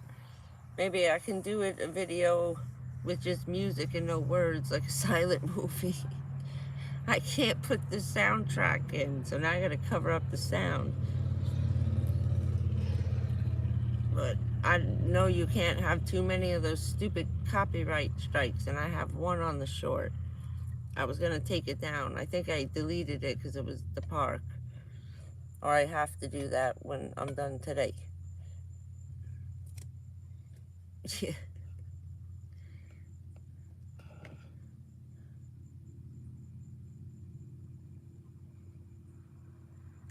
Oh, that's too much. Way too much.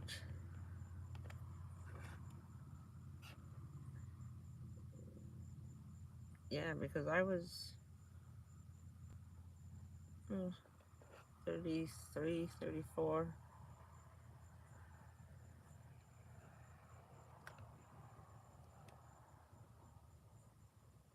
You want kids, babysit. Let someone go on vacation for 7 days. Don't get crazy. Take their kids or move in over there. Let mom and dad go away for a week together. Yeah, that'll stop you cold in your tracks. Unless you're handing out candy bars. They do whatever you want.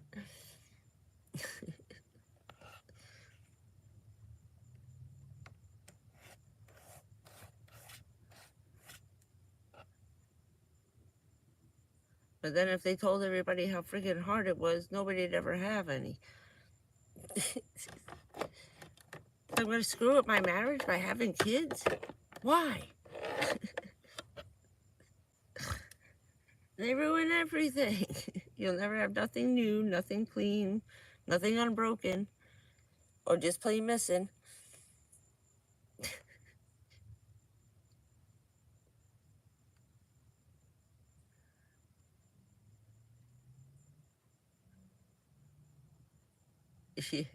Yeah, my aunt and uncle. I think she was, what, 28? And she had 4? Oh, no, wait. 1, 2, 3. Yeah, 4. Oh, she lost. She lost. She had 4. Big Irish family. She had 4, lost twins, and then lost a single one in between the last one. So we have a thing in my family. Nobody ever has given birth to twins. We lose them right about between 5 and 8 months. Everyone has. Everyone. Hello, Katzen. How are you? We're in Dracula's castle tonight, getting ready for Halloween. But it's really Christmas over there.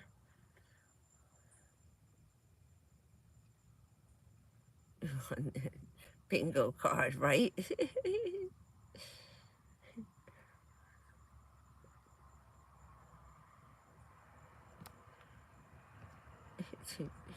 Yeah, because then you gotta get the dog.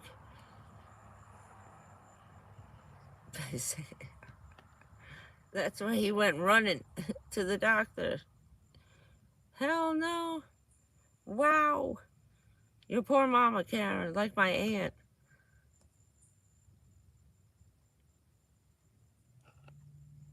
They had big families. There was no birth control.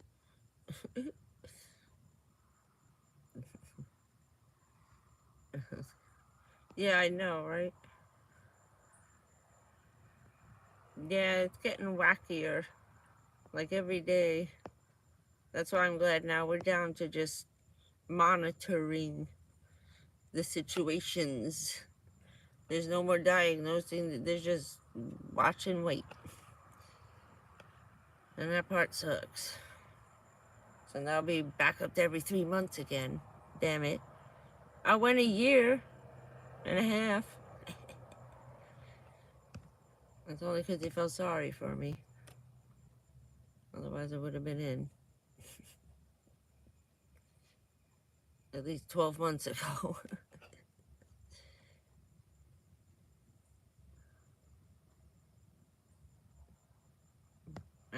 Wait, out of the way? Like out of the way of a hurricane? I'll watch him. As soon as we're done, I'll put it on. I like his nighttime updates anyway. I catch the one first thing in the morning, the one at night.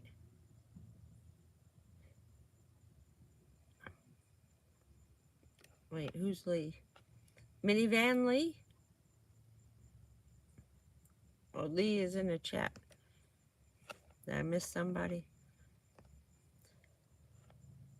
Why can't you just turn it on and leave it on? I'm going back to the shit again. No. Oh, Hurricane Lee. Yeah, that looks like it's gonna hit friggin' Jersey. Either that or it's gonna take out friggin' Nova Scotia. Either way, Jersey, I got family in Nova Scotia and Labrador. It could run right over them too. Yeah. That's why it just got so humid. It's like a steam bath here. Ugh. And the temperatures went right back up. And it's supposed to stay in the 90s until the first, week in November. So we're gonna have a hot ass October like we did a bunch of years ago when we had Hurricane Andrew. It's that kind of hurricane season where it was one after the other, after the other, after the other. Richard almost walked back to New Jersey. I'll leave you the car. I'm going. I'm out of here. Took its toll on him. But then he got to stay busy working at the hotel, hunkering stuff down. He became a first responder for there. They had to stay there, so we would go over there and then come back and forth.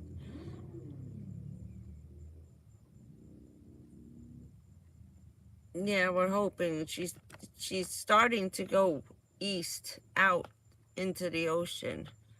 As long as she keeps going this way. A little east. You want her to go east, not west. She starts heading west. New Jersey better get the hell out of the way again. They better start getting everybody out of New York. And I'm not going back for that shit again. Like, you know, they send the hurricane airplane for me. Come on, bitch, let's go. It's like, yeah, try and find my van. I'll turn my phone off. I'll put it in the cooler so they can't GPS it. That'd be fucked up, right? They come and knock on the window. Let's go. You hijacked me once before and put me in fucking jail. And that's what happens if you get the call and you gotta go. They explained right away. They said, listen, I know it's gonna take you 5 hours. Do not change your mind. Do not deviate off this course. We need to know where you are at all times. If something else goes wrong along your route, we know where you were and basically what corner you're at.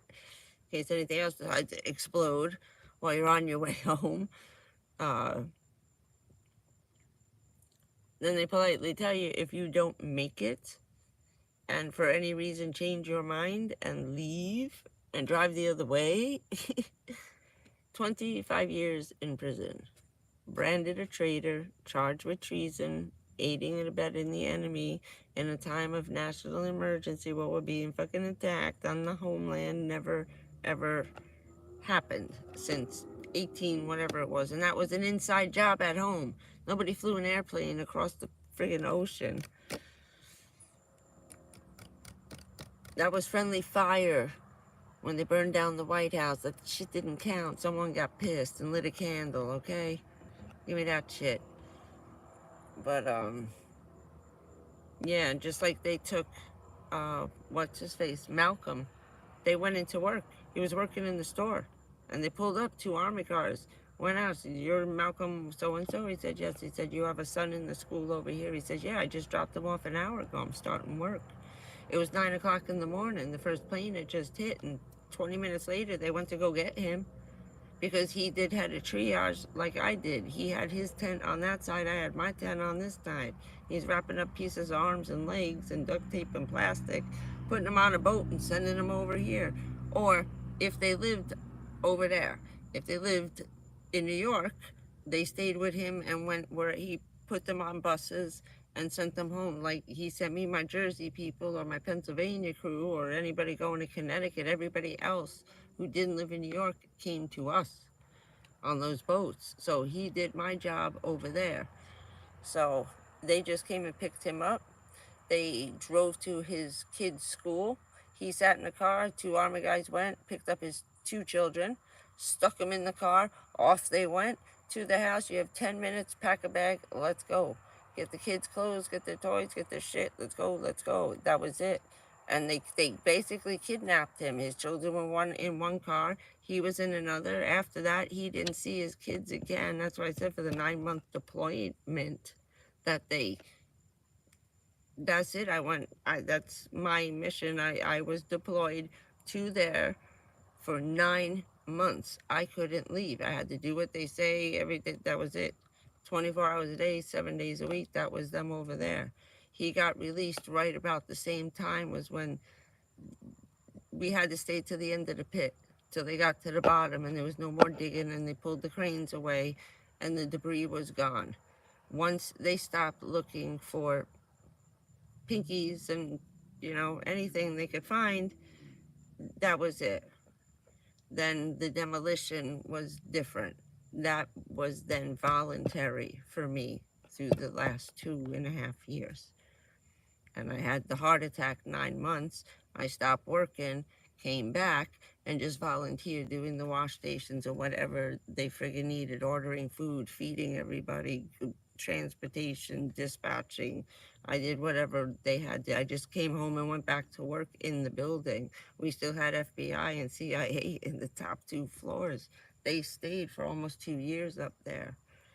And then we got our private guy, permanent attachment to me, my mother, the housing authority, the mayor's office, with Special Agent Brian. He just passed away right before Richard did. There was a whole bunch of cops, some cops, a friend of mine that I've known since my mother was with my stepdad. He was partners with someone in his family. He passed away. Then Richard passed away. Then a couple other people. It's just been fucking sorry, stop. But that's that. So yeah, so I gotta go back and finish the videos that I started, which was these specific stories about shit that went on, what it's like to go through driving through the ash cloud. I haven't even done a video explaining what the hell happened. I put the photograph you've seen, that little white truck driving head on into that ash cloud that was 200 stories high. That's what happened to me. All my windows were open. So that'll be, you know, a video. That's why I needed better telephones and shit to be able to make these videos to explain what happened from the minute that plane ripped the roof off our building to getting the phone call, standing there with my mother and the senator and the governor and the congressman. Sorry to tell everybody, Richard was still on the line. My mom patched him in so he could hear what was going on because she knew that we were turning off the phones. And she wanted us to have one last chance to say goodbye before we shut off the cell phone service till God knows when. So they allowed him. The governor knew he was there. He knew Richard, his family and stuff. Anyway, but yeah, I haven't even made those. I started making those videos and then got interrupted and started the van life transformation, watching Van Life Plus and Chrome and Emmy, Ladybug Out, and a couple of the other ones. I was flipping through these guys, you know, because I had similar size in here and just went day by day watching them do it, doing what they were doing. I would watch their video and then rip the rug out. Then the 2 days later, they were painting the thing, and I was altering the van with them, watching them build out their vans. I remember when Chrome got those doors with the little holes refixed and put in, the guy put in. I was like, oh, damn, and I bought the circular saw and my shit, all that at the house. I lost all of it, but it would have been a bit much. I just need somebody to screw it in. I was going to cut all the pieces, design it. That's where I was. And I had all that plywood in the shed when I moved into the shed to make the big bed out of it. I painted it all blue and white like clouds. That's what it was going to look like in here. That baby blue with white sponge painted on it just looked like a whole bunch of clouds floating around. And the sky was going to look really cool in here. And that was it. And then the bad guy came and kicked my ass out. 6 hours, gotta go. By the time I had found out that someone else owned the house, it was too late for me to come back and get it. He already bought everything. So I couldn't even get my shit back from the house. He bought it lock, stock, and barrel. Yeah, that was pissed. Okay, I lost everything I owned. He's gutting out the house, ripped down the fucking walls, tore down my grandma's bedroom. So he's gutting the house. I don't know what that kind of black mold, how they're actually letting him do that demolition work. And that's idiotic, because that shit spread too far into all the rooms, through the air conditioning vent.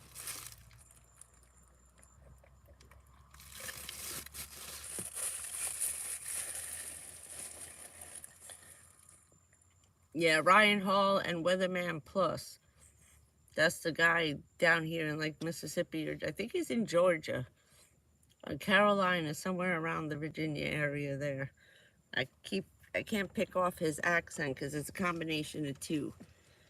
Like his mother's from the Carolinas and his father's from Mississippi. I can't catch it, or Georgia. Usually I can do all the accents. I used to get them down pat. My aunt would laugh. She goes, you can do all the states. I said, because all my friends are from all different states. One's from Georgia, one's from California, Carolinas, Louisiana, Texas. I could do all of them. My stepdad used to laugh. We used to go out and we'd just pretend we were from Texas and do the Texas accent. Carolina, Georgia accent's easy to do. It's the most, and the Carolina too, is very contagious. It's easy.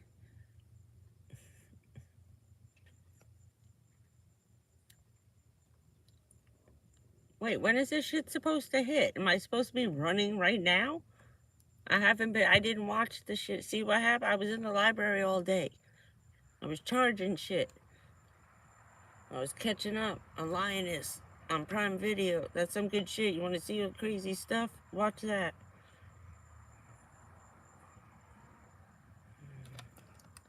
Oh. Wait, tent protection. Wait, who's going in a tent? Yeah. Well, no, there was no... no tenant protection.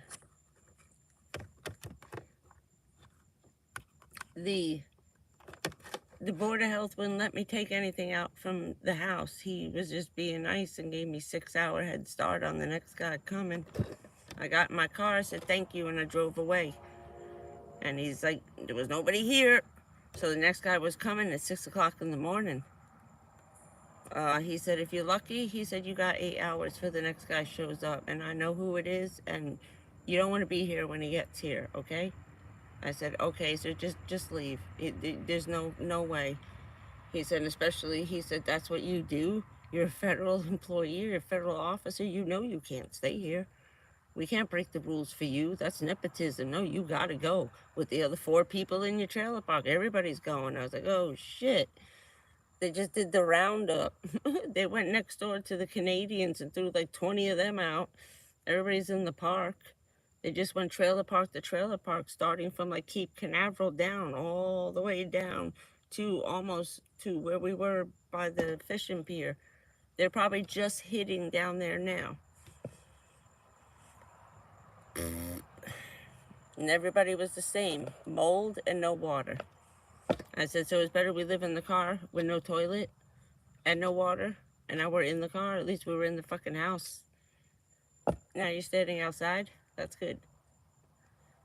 And I thought, yeah, you want me to go to transitional housing? Wait, the same idiots who kicked me out sponsor that shit, right? They sponsor the food and taking care of it. It's like a FEMA run thing. That's what they do too. Off hours, like Meals on Wheels with me, okay? That's what I did. I ran the kitchen, and then when I had to, I opened up, in an emergency, I opened up the FEMA kitchen, pulled out my food, and started cooking for anybody who was coming in, and then supplies came later, trucks full of pizza and Subway and shit.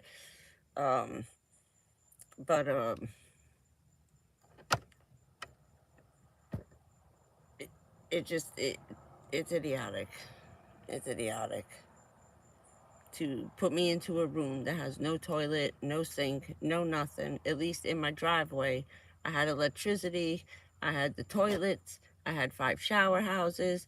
I had water all over the park. I paid $75 a month for the use of the water for the shower houses, the laundry, the main kitchen, and 3 utility wash stations to wash off your boat, your RV, and your freaking car.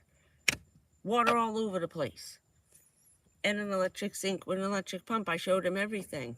This is what we used during the hurricane when waiting for the electric to come back on. So what's the difference? He said, there is none. I'm sorry. And I was like, ah. And then he saw a little bit of the black and he says, you see that? And I said, yeah. He said, there's no way he ain't going to see that. And once he sees that, he's going to get that door open, get a warrant, look inside. And if you got any mold in there, you're done. Leave it. Don't do it. Don't. He said, if I see that coming out, that's because it's coming out from inside out. Don't even open that. He didn't want me even going back in the house again. So I didn't. I left the door locked. I reached in, shut the lights off, and I locked the door, and I threw the keys in the car. And he said I could keep what was ever in the screen room and the shed. So that's what I did. So when the guy bought the house, he bought it lock, stock, and barrel. And that was it. He owned everything in the house because I walked away. Doesn't make any sense that he can keep it, but I wasn't allowed back in the house. Please explain this shit to me. This is why I quit in the first place. I couldn't take it anymore. After Sandy, Sandy was a fucking catastrophe. Krispy Kreme, that's what we fucking called that piece of shit behind his back. I can't believe no one killed him. I swear to God, I thought someone was gonna fucking just walk up and shoot that son of a bitch. And we call him Krispy Kreme because fucking Krispy Kreme donuts and coffee kept fucking following him around every time he came to do a fucking me for the camera bullshit. Oh my God. Powdered sugar all over, wrinkled. He's a pig. He's a slob. He's just, everybody hates him. He's disgusting. He's just a lowlife. I don't know what the fuck he is. I don't know. Even know how, I don't know. Anyway, everybody in the state hated him. If you go back and relive all that fucking Obama, him shaking the hand, I really thought someone was going to run him the fuck over. Or shoot him in the head and drop him in the huts and let him swim with the fishes, you little shit. But yeah, he was one of the worst governors in fucking history. Next to the asshole who's running down in New Orleans with Katrina. Let all those people die. Same fucking thing. Anyway. Let half of the what, 3/4 of the New Jersey Pier burn down. I have pictures of Funtown. I grew up down. I lived there as a child on Army base housing down the fucking Jersey Shore. To watch it all burn like that and they just let it go.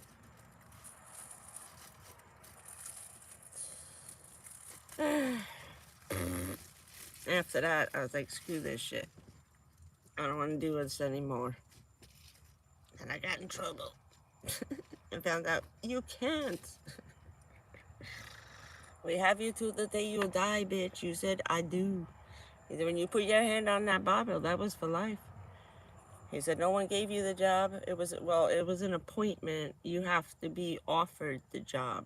You can't apply for it. Someone has to offer this job to you.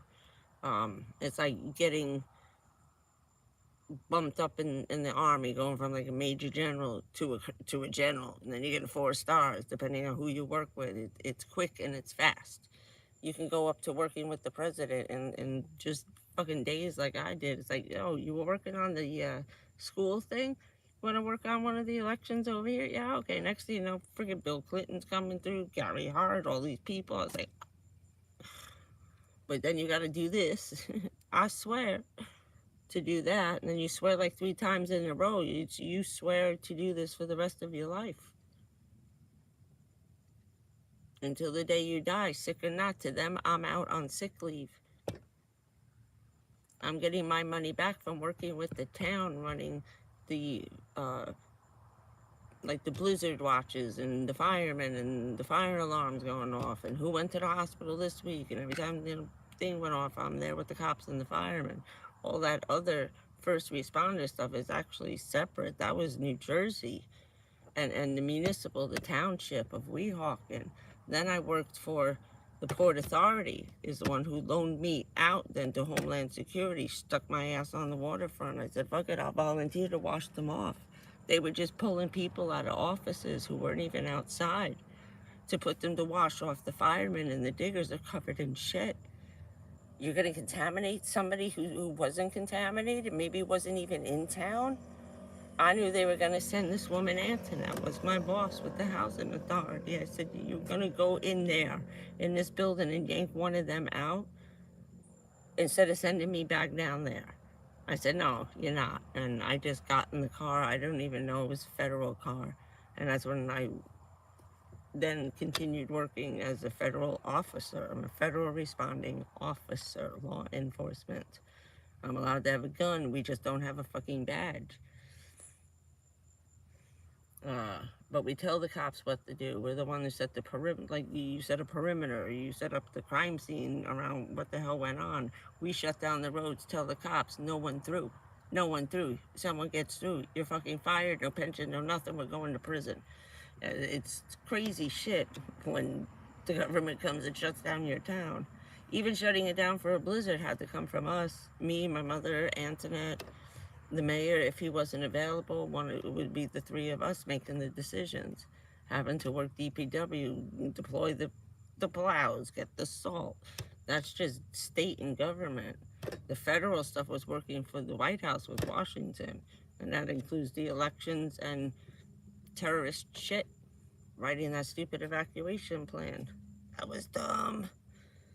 Next time they ask you to do something at work, I said, I don't know. I'm stupid. But they knew I wasn't because of my dad. So, and we already had half a plan for evacuating the Meals on Wheels Center. I could have up to 500 people in there. So we had to be personally responsible for A, them choking to death, B, burning them down. So I had to go through that six straight months of working with the firemen that come and cut you out of a car and take their entire medical course, and graduated with my friends who were becoming firemen because their dads retired. It was a very kumbaya kind of thing. So those are the videos I haven't yet made. And that's what this channel was supposed to be about. This is what happens when you do that shit for a living. And some asshole flies some fucking planes into the building and kills all your fucking friends. So, that's that. I'm just pissy. What the hell time is? My clock's not working. What time is it? I don't even know. It's gotta be late. Coffee house. Oh. Coffee closed. Gotta be at least 10 o'clock. Or 11. It's probably 1, right? Oh, it helps if I push the chat thing, asshole.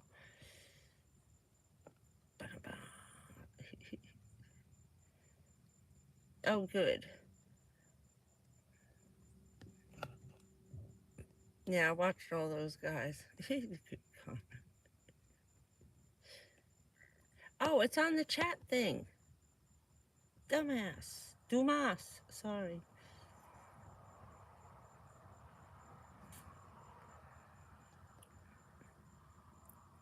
We're supposed to have a long one, too. It's probably going to go into probably the second week of December. Maybe as close to Christmas. Maybe we have a Christmas hurricane blizzard. Oh, shit. I turned on the radio. But yeah, it's hot and sticky. You could feel it sneaking up yesterday. There's like a wall of heat, like a shower. Like you just open the shower door, a big huge wave of wind would come in like just a ball. I was like, oh man, and then it would get cool again. Then another freaking hot sauna would come through. That was the arms of her starting. The very first ones at the top. They're catching our humidity, pulling our humidity. Because we got foggy, everything was fogged over outside the whole van this morning. Oh yeah, they all moved in and finished now. Stacy's gonna need the cruise. She going to rehab on a cruise ship.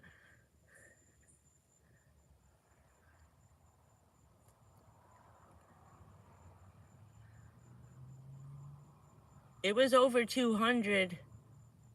It was over two. It was actually officially like in the middle of the night at like 3 in the morning. I was watching the live updates on this shit.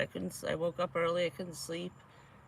And it was actually hit category 5. It was 201 miles an hour. I was like, oh shit.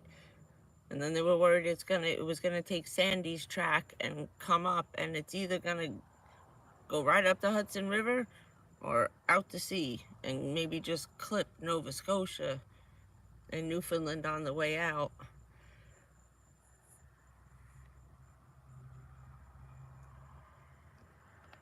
Those poor freaking people. That's a crazy place to live when there's storms. It was nice in the summer when I was there, but I would not want to be there in the middle of freaking January with a nor'easter where you're getting 30 feet of snow. Living on a cliff at the end of the world. Jesus. Hell no.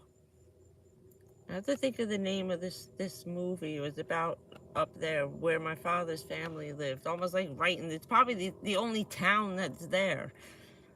I'll think about it. I'll see if I can find it. It's funny. You got a lot of people from the British movies and stuff, like, it's funny.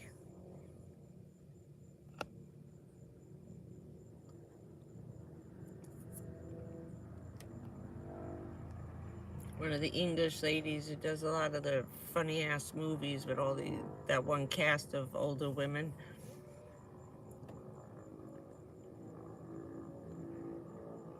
All right, we got rid of the race car drivers. Now we got the motorcycles with all their crazy lights and shit. It looks like a Christmas parade coming down the street at about 100 miles an hour. That's why I like being where I am. I'm far away from the street, but I can still see it. If these idiots crash, the shit won't come. I don't think it'll reach this far. That's the other thing about living in a parking lot. You're living right off the side of the road. A freaking accident. So when you're in a parking lot, don't park near, like this road right here. Every day there's people have accidents. Someone's pulling out, hits like this. Where they go? They run off the side of the road because they don't want to hit the cars and the other 3 lanes of traffic. There's a 4-lane highway. So everybody veers off into the ditch like the guy across the street did the night I was doing the live stream. Okay, let's go back and watch that shit again. Fucking moron. So you don't want to be in the parking lot that's on the sidewalk with the street right there because you just pulled in and no. Go back. Go to the back of the parking lot. If you're near any of these major highways like US 1, A1A, I wouldn't even park close to the 95 going over in a park like a Cracker Barrel. If you're near an exit, go on the other side of the building because these assholes flip off into, you don't know how many times they go off 95, tractor trailers fall over, it got windy and it blows them off up there. Wait, hold on. No.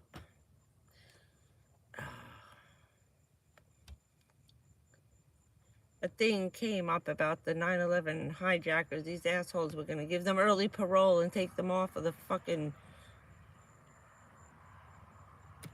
death row list for good behavior. They do that, I swear to God, you're going to see fucking hundreds of thousands of people in the goddamn street.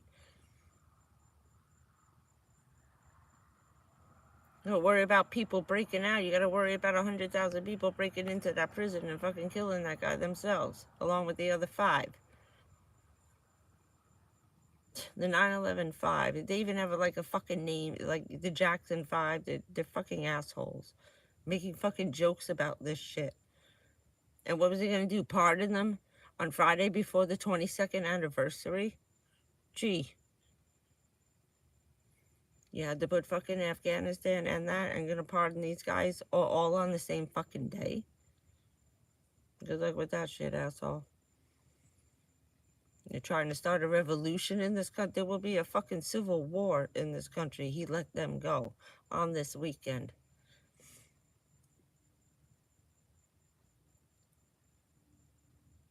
There are about 100,000 people still sick, just getting sick because there's waves of, there's people just getting mesothelioma now. Okay, there's some that haven't been diagnosed yet. This could take up to 27 years depending on how far away you were. Were you in the first response? Were you there day one? Did we bring you in on day two? Were you a part of the relief team? Because you got to work 24 to 48 straight hours without taking a fucking break. I told you, I don't remember sleeping until Saturday, and this shit was on Tuesday. You don't fucking sleep. You have to be able to stay up for a minimum of 3 straight days. Just like the Marines. Why? Because you're working with the Marines. The Marines have a minimum of 4 straight days. My father could stay up, I think it was 6, almost 7. He could get up on Sunday and still be awake midnight on Saturday. That's how it works. Until you can get a replacement, you have to be able to run that shit. I don't remember sleeping for at least the first 3 days of sitting down in a chair with my head down. I didn't sleep in the bed till like that weekend, and it was in the office on the floor on a blanket. I was doing my laundry and I folded up a blanket and threw it on the floor. We were still answering phones. I was sitting in the lobby in the office with my mother, was running this, feeding everybody coffee and stuff, keeping my Meals on Wheels kitchen open for everybody who was watching on the top floor with their fucking binoculars and shit. Keeping all the feds fed. The feds fed. Keep the federales fed.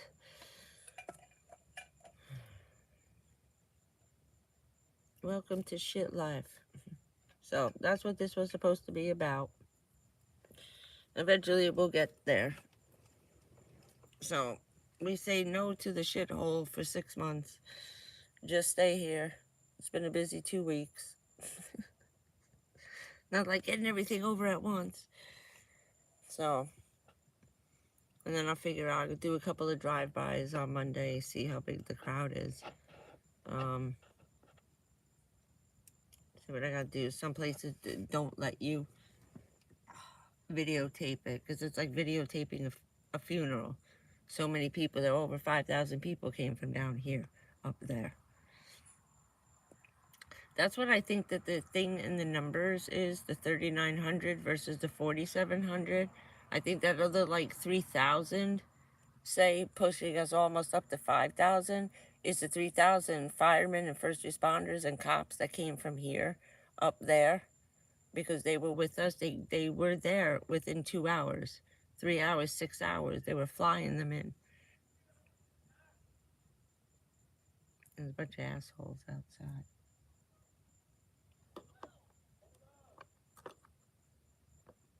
I'm still here.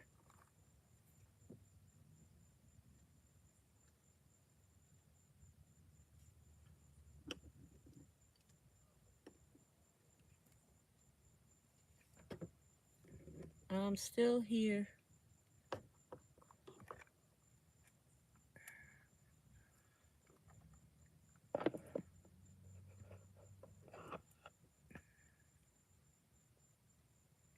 Yeah, there's a bunch of assholes outside. Hold on. I don't wanna light up the van.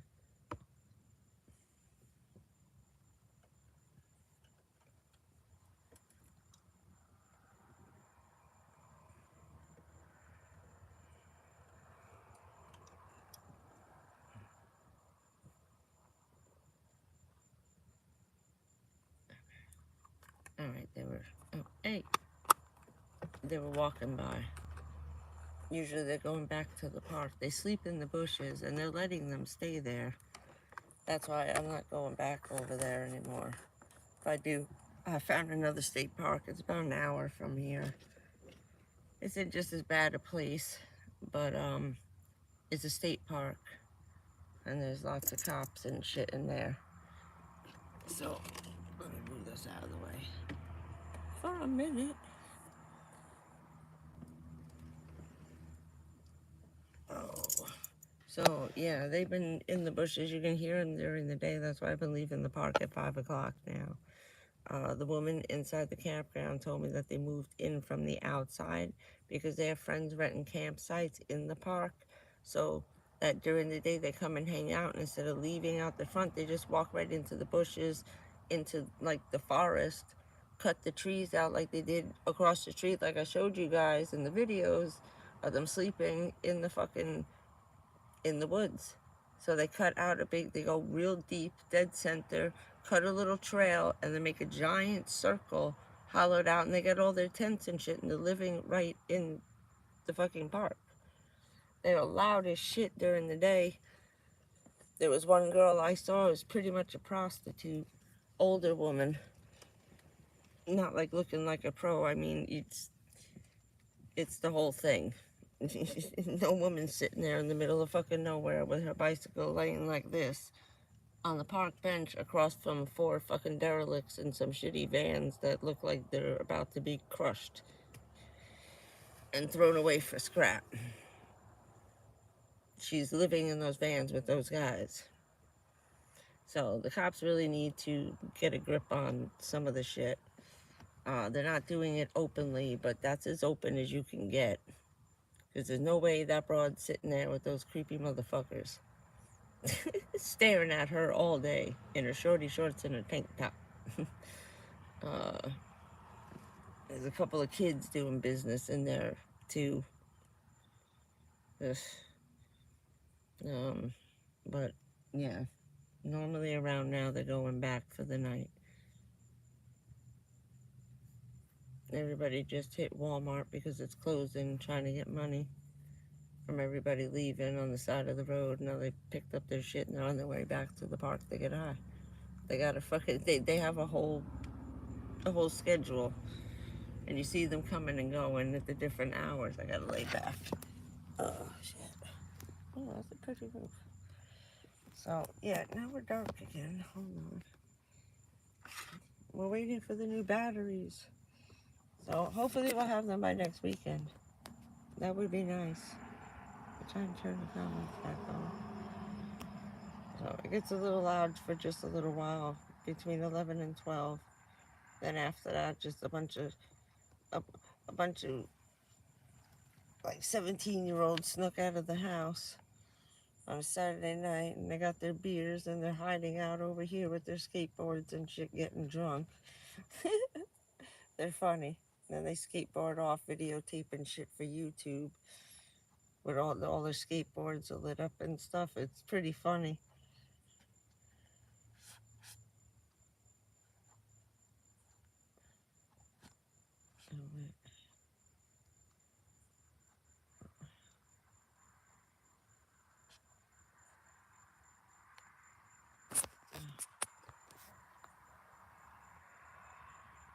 Oh yeah, I know, I don't know that. I know, they're just letting everybody get away with shit. But they're keeping it quiet. But there's also a lot of kids in that park. That's bullshit. You know, you can't have that going on. Even though it's very nonchalant. It just looks like someone taking a break on their bicycle on the bench under a tree. You know? It looks very innocent until you realize what's happening. I said, hell no. Then a couple of these ladies jogging around, they jog around till late. I was like, why is she still here? And are you nuts taking that path? And then I realized, oh, stupid.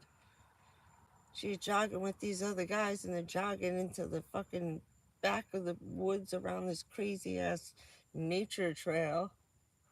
And I said, oh man, that's why she disappears for a while. She jogs around, she's a prostitute. Oh, Christ, because she's a little too dressed up to be jogging. I'll tell you that shit right now.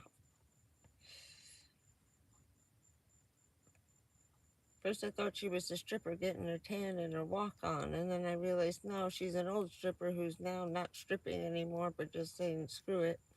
Hanging out in the fucking shit. Are we back? Everything's being a pain in the ass. I can't see. I told you we're back to Dracula's fucking castle again. Yeah, we've been getting purple lightning. Hold on. Oh. Crazy wide purple white lightning. I mean, like dark purple with like hot pink edges. It's crazy and wide like that.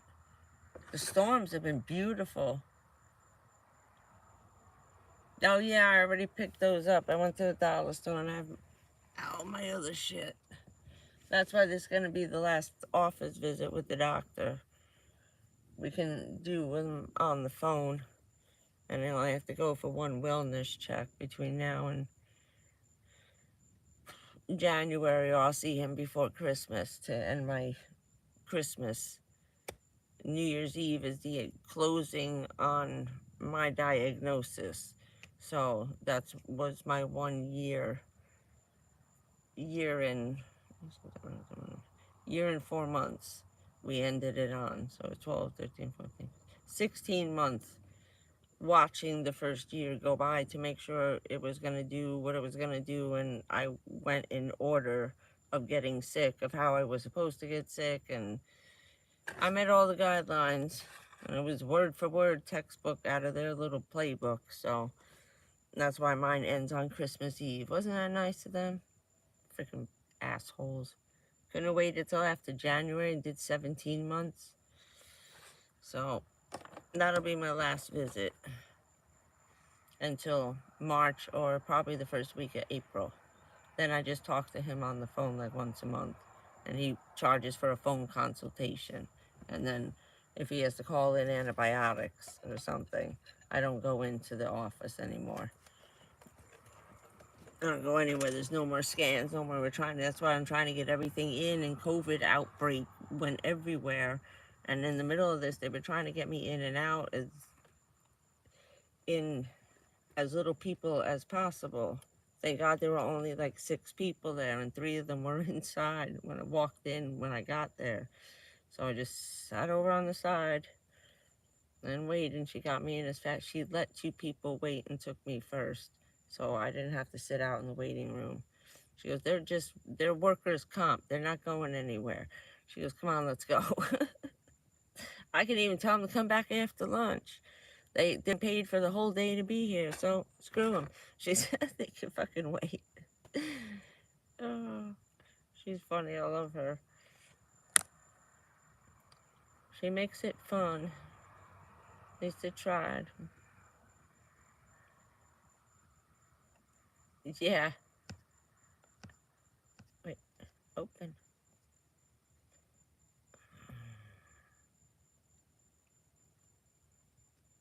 Yeah. The good American, right? Dun, dun, dun, dun, dun, dun, dun.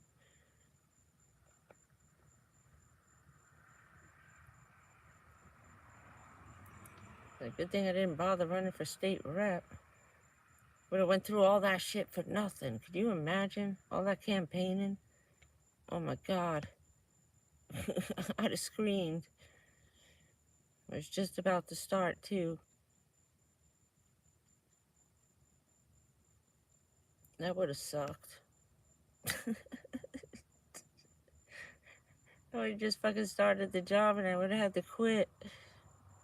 3 years of campaigning over in like 2 weeks. Wait, what?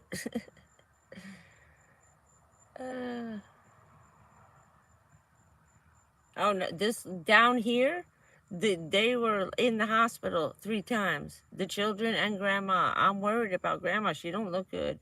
She's 66. They all have asthma problems.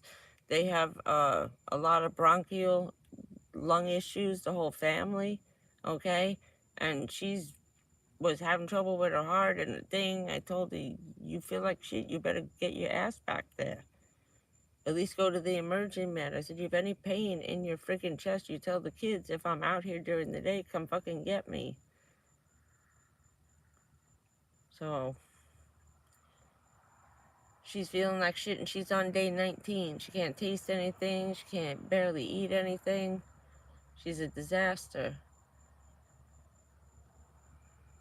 I was hoping maybe once, because the kids are feeling better and they went back to school now, she'll have at least 8 hours to herself to lay down at least during the day. I said, when they go back, she goes, they already went back. They just started the other day. I said, do you have all day to yourself? She says, yeah, I got 8 hours. I said, go lay down. Nah, Christ. Fucking Jersey. Here we go again. Yeah, and they just put all that shit up down there. They built so much. Well, we had to repair some stuff, but they went in such a craze because it didn't happen for so long that they put all these buildings up. There's like millions of more people living on the waterfront now than there were before Hurricane Sandy. Now they got 3 times as many people to get the fuck out of there. And still the same places where we're having the FEMA shelter. That's what I told you. My FEMA shelter, my maximum was 1,500.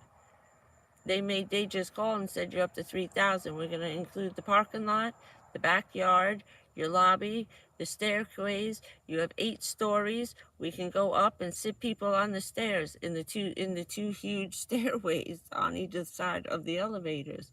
It was a 10-story building, and they counted all the stairs. Had the firemen come in, how many stairs per landing? How many people can I get in sitting one on each stair? One here, one on the left, one on against the wall, railing wall, all the way up. 10 flights of stairs. That put mine up to 5,000 people in a max capacity of 1,500 with no warning except to call me and say, 3,500 people on the way, bye. You're up to 5,000. See you later. I said, yeah, we already heard on the freaking radio. Z100, and News 6. Channel 7 just told us. It was on every radio station, giving out our address. I couldn't believe it. It was whacked. I said, where are we putting everybody? He said, we're evacuating people from the Jersey Shore. Now they're just moving up and up and up and up, trying to get all those people at the tip that was flooding in like 20 friggin' miles. That water went out. It was nuts. It was up to like the 6th story. That's what, oh, Eli Manning. We never finished that. So little Eli, our star quarterback for the Giants, he was hanging out upstairs on, I think it was 9 stories. It went up to the 6th floor of his building. We have pictures of him coming down in the lobby as it went down and down and down. They were going to all the apartments. I don't know how many people were in that small building. There might have been like 4 condos on each floor, and it was like 12 stories high, maybe 10. You know, it was a real small, you know, for real elite. It's for the football players, all right? There were coaches, a couple of referees were in there. All the NFL was living in there. He was living with his girlfriend in there. And then he stayed in the off season and completely moved in.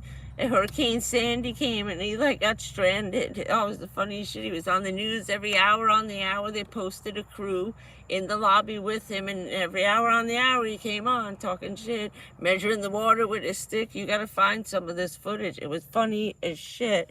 It's like Eli, the news fucking guy out there with the, he had a yardstick measuring the water coming in, and then it was receding, and they were able to come down the stairs and get into the lobby, and then it went down the lobby step by step by step by step. There's fucking days of this that he was trapped in there. We're sending him food because we had to feed everybody who got stuck. And you're putting this shit, that's the pictures I put up of the guys on the boats where they're pulling it. Some of those guys pulling those giant rafts in the orange jumpsuits and the scuba mask and the diving gear. They're bringing food to all those apartment buildings that I'm putting in the, getting the food, giving it to them, and they're walking it over in the boats, just dropping it off with anybody they can find. You can't even line up free food in a flood. And if we can't get them out and it's okay for them to stay there, then we got to bring the food to them. We got to put all this shit in a raft, paddle over, step in the water. That was madness. 2.5 years till the last fucking shelter closed. We were open to the end because we were a federal building. We were catching people coming back and forth as a midway stop. That was nuts. We should have got a citation for that instead of 9/11. 9/11 was, but let me tell you, we laughed. And I did not to mean it that way, but there was more work involved in Hurricane Sandy than there was in 9/11. Gee, it made it look like a blizzard. You know, it was nothing compared to Sandy. Just destroyed everything. 15 feet of water. They're up to the 22nd floor. The shit was flooded. There were people stranded in high rises. We couldn't get out because it went down so deep, and they were down under the tunnel that it just sucked it up. Like if you put an empty glass in a pot of water and all the water rushes into an empty bottle, it went right up the elevator shafts. These buildings started flooding out into the staircase. It was just sucking it up like a straw. It was a place for water to go, and it just kept rising and rising and rising inside the buildings that the water is rushing. It may be only 10 stories on the outside, but inside it was up to the 22nd floor because it was just filling up empty space. Who the hell thought of that? Then we were rescuing people off the roof of high rises with the guy. It was just, people were freaking. No phones trying to find out which buildings were. Then Dr. Joy, she's a therapist. She was trapped in her building, and it came in while she was on the air, live on the air, in the middle of the night with the first waves, because she had a late night show, overnight show.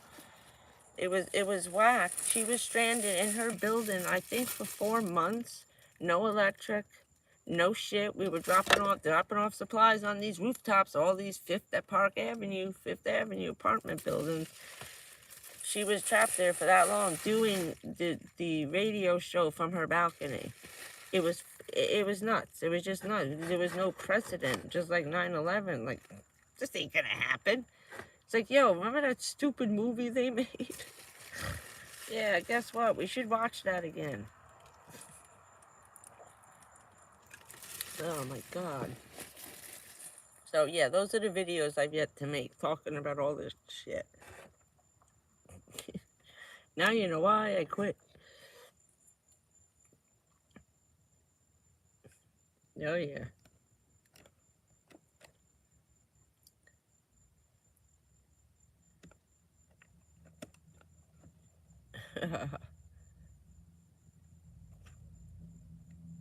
Yeah.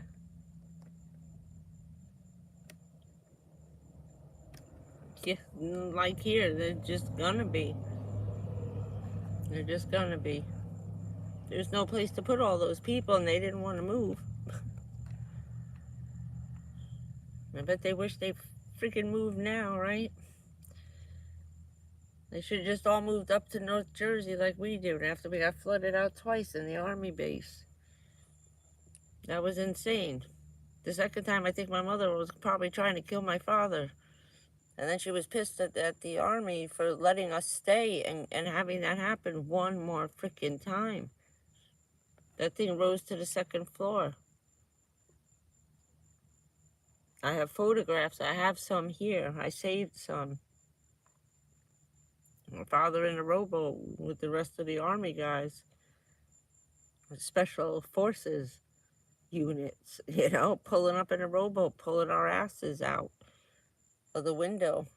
My father had to jump in the window while the water started rising. All of a sudden a wave came. This was the second time we got flooded out in like a year and a half, up to the 2nd story. And those were 12-foot ceilings.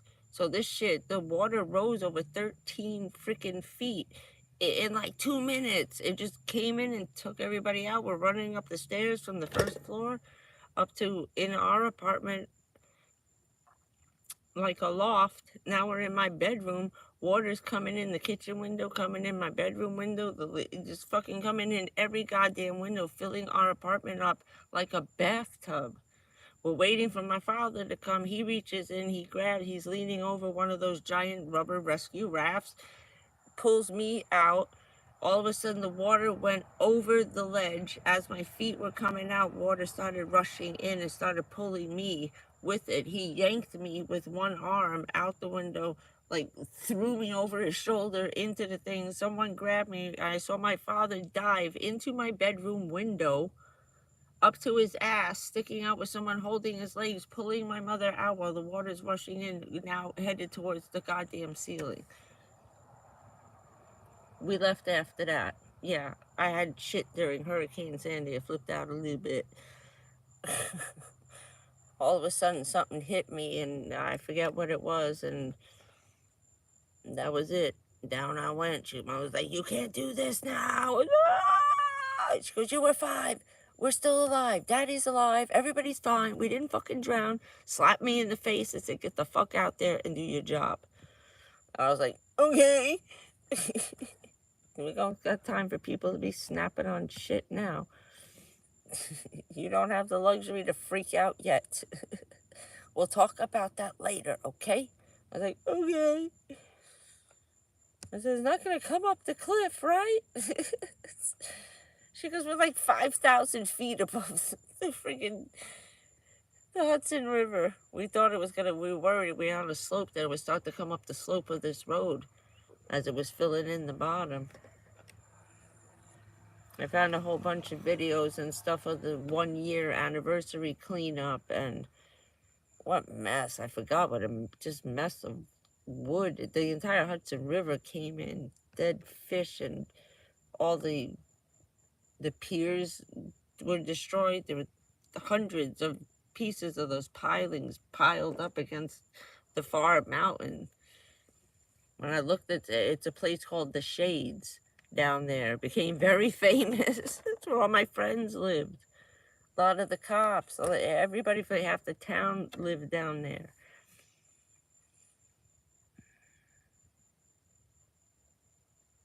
Yeah, Stacy's going to the woods. We should. No, of course. Richie was pissed. They upped his. I think Richie was up to 75 on the last thing, and he was angry. Not anymore, right? Big dummy, worried about that for nothing. I don't know. I don't know that there are many. A lot of them just post. They don't do a live thing. I wasn't supposed to be doing this live shit either. I was just documenting what was going on. The live streaming came from you guys.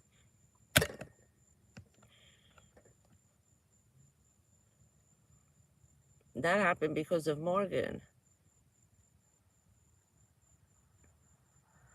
And that's what I said. Yeah, I've been able to go live, and I've been able to make money for over a year and a half now, and I haven't. That's not what I wanted. I just was putting up the videos showing what happens, the progression of the disease, of what the fuck is still happening to us, and how many are still dying, and how many more are coming. Over the next 10 years, we're going to lose over 200,000 government employees because of this shit, and people who just lived within, like my friend who just he died because he was standing on his fucking balcony, having a cup of coffee, getting ready to go vote. And bam, then the towers came down. Well, he was videotaping. Never thought on the 22nd floor that that shit was going to rise that fast, that high and that fast. It just, boom, like it engulfed my car and just filled up my car full of shit. It filled up his entire condo. He just passed away, and people gave him shit because his stage 4, they stretched it out 6 years. He was supposed to be 4 to 5 years. Then they got him to 5, and it lasted another year and a half after that, and people were just such fucking assholes, saying horrible shit. I'm like, you fucking idiots. So you're saying that shit to me? Because I'm fucking right behind him. And then people were like, "Oh shit, that's right." You know, and they started to calm down, but they still, when we weren't there, gave him fucking shit. When that guy died, I'm sure he said, "Fuck you, I got the last laugh. I told you, fucking assholes. I made them feel like shit. Like fucking shit." He was not happy with me, but I told him, I said, I'm not going to hear this shit. When instead of dying in 4 years, I died in 5 years. Okay, fuck you. They're not used to people living this long because they've never had anybody who's had cancer in their fucking immediate family. This shit drags out, and depending on the combination of shit, Forget about it. Some of that mesothelioma can last 18 fucking years by the time you just find it. Okay? I'm 4 years, almost 4 years in. This could just be the very beginning. How long is it going to take? It could just slow down and go, and now it drags out for another 5 more fucking years. They don't know. The oldest living person with this, I think if he lasted 2,800 days from the day they diagnosed and found it, I'm coming up on 1,500, which is the first limit. The next one is around St. Patrick's Day, which is 1,800. Then I go from 1,800 to 2,200. That's the max. The guy who lived 2,800 was one of the guys who fucking testified in front of Congress, and he was fucking gray. He looked like E.T., okay? That one fireman cursing them out there with his fucking gas tank of fucking oxygen on because he can't even fucking breathe. He must have weighed like 60 fucking pounds. I was so happy that he did that. And that's when Trump got the list of the fucking toxins that they refused to give us. And if it weren't for him, we would have never known. So that's why I came here. I had to come home to find out the truth.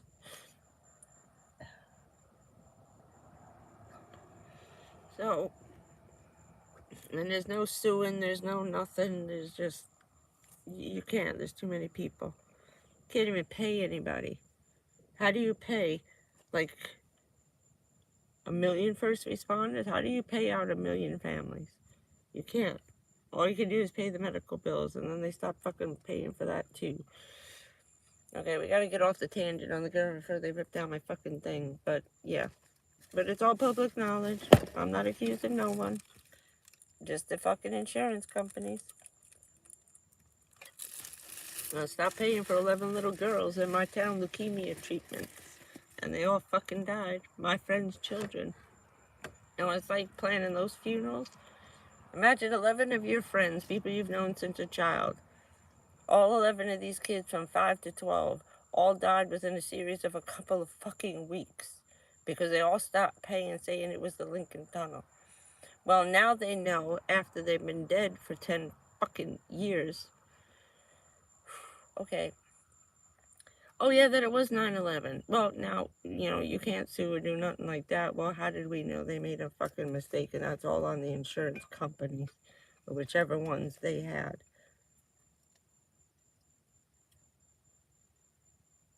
I quit after that. I left. I couldn't do no more. I wasn't planning any more fucking little kids' funerals for my friends anymore. And people I worked for with the TBW started fucking dying. People from the town hall, husbands and wives. It just was like bang, bang. Who had it this week? Everybody's got fucking cancer. It's like fucking shit. And then it was hitting younger people, 30, 40, dropping dead of heart attacks like me. I had 2 fucking heart attacks, one at 30 and one at 31. That was it. The second one, I had to quit the very next morning. And then I just kept working for the town, doing the federal officer. I'll always be a federal officer, a law enforcement for the CIA. That comes with my grandfather. That's the civilian marine part that's for the rest of your life.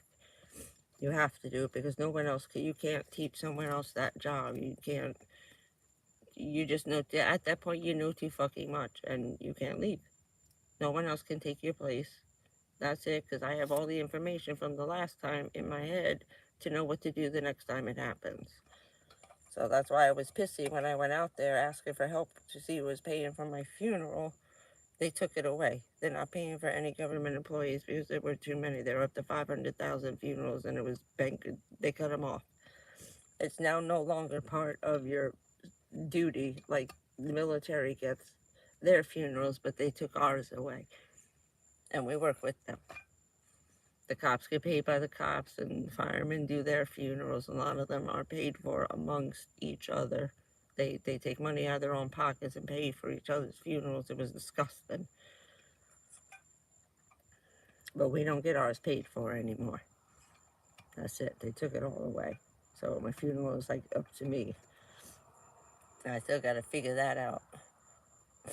I was in the middle of doing all of this with the van and the car, making my own arrangements. Sheriff Ivy down here, that's why he gave me his cell phone number, because he wants to know if something happens when I die. He wants to be my personal contact so he can make arrangements and see if he can get me in over here and make sure that I get he calls the VA and I get at least my Marine funeral for being my civilian Marine. That they can at least, the first responders down here can see that I get a fucking funeral, because I don't have anybody else to do it. So that's why the sheriff wants to do it. We came back and talked after Richard died till like 1 in the morning. He's a really nice man. So yes, he is my emergency contact, the reason why I wear the dog tags, so they know who to contact if something happens to me. They contact his office first. So there you go. That's what the channel was supposed to be about. We done crying now? I'm gonna need a fucking cigarette in a minute. So we had happy weeks, bad weeks, crazy shit. We still got some more to go. I don't see the doctor again until like first week of October, so I need a break in between this bullshit for him to drop any more bombs on me. I'll know as soon as they're done. Probably Wednesday or Thursday. She's told me to come in. She'll give me the report. Said I'm not waiting fucking 6 weeks for him to read this piece of paper to me. She goes, no, you don't have to. We just have to let him know you're able to get these because you understand what's happening. I said, okay. So it's nice for them. Yeah, he's a nice guy. It was a very nice man. He checked. He would come by every couple of weeks to make sure everything was okay, you know. So that's why I said I would go to the firehouse, because most of the firemen know who I am. I would go to the ones who would respond to my trailer park. I got to know them all. They came from my father, my grandfather, me, the lady next door. I would run out if I saw it in the middle of the night and just wave and talk to them, you know. Yeah, I know. I'm about to. Jesus Christ, my nerves. At this point, it doesn't matter. Oh, I'm just eating dessert from here on in. Fuck it. I can do what I want. It doesn't matter now. I bought some blackberries and some shit. I haven't had fresh fruit because I wasn't supposed to. So I bought my wild blackberries. I've eaten them since the day I was born. My father walking through the woods with me, showing what you could eat in the woods. It's like my father knew what was coming and was just prepping me since the day I was born. Firstborn child to the Marine was a girl. Oh no. And just like, I feel sorry for you, but explains a whole lot of shit about you. He's like, no wonder you hung out with all the guys. You knew all the John Wayne movies and shit. Christ. So, now I decided, fuck it, I'm doing what I want. I'm not gonna worry. I can't. Now I know we can't fix it, we can't stop it, we can't do shit about it. So, fuck it, I'm gonna do whatever the hell I want. I don't give a shit. Can't hurt me and can't make it any fucking worse. And yeah, that cop is smoking. Every fucking fireman running around with an oxygen tank on, still sitting there smoking Marlboro Reds. It doesn't matter. It has nothing to do with that either. If anything, it dries up the water and the sac of fluid around the heart. That's why he don't mind the vaping. It dries it out like a sauna almost. He's happy with the results of what I've been doing with the 420 issues, and have totally turned him 180 degrees around when he sees what we've been able to accomplish and keep it clear.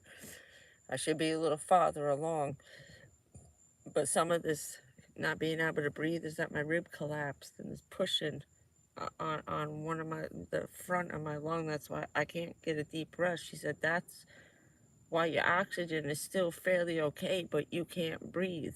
And without, it's like you're hyperventilating. You can only take little baby breaths instead of big long ones. She said you're getting short bursts of oxygen, but you're like hyperventilating.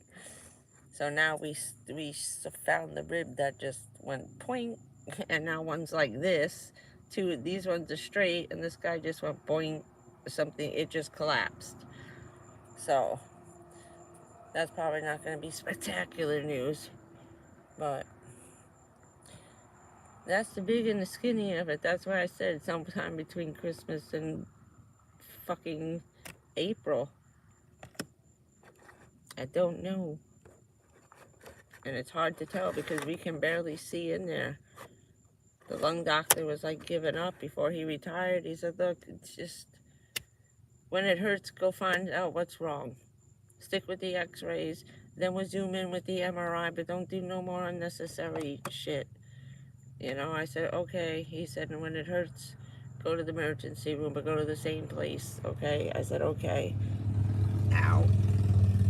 And he gave me strict instructions, and at that point, you don't even have to see the doctor anymore because you're just waiting for them to stop working, which would be the kidneys and liver shit shutting down.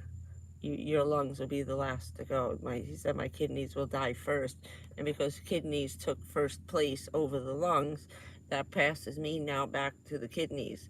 You go back to whatever the first cancer or the worst one is, that's gonna, you know, knock you out. What's going to be the first organ to stop functioning first? And right now it looks like the kidneys. The liver is in second place, but the breast cancer is spreading all over my spine. So that's what we were getting, the x-rays, to see how many more there are, how big they are, and where the hell it's spreading, and what the hell's going on with my fucking leg, and why can't I move it? I can barely put my weight on it. And it just like happened overnight, just like my mom, like my dad. So you could still be all right for quite a while, but you just start to lose the ability to walk.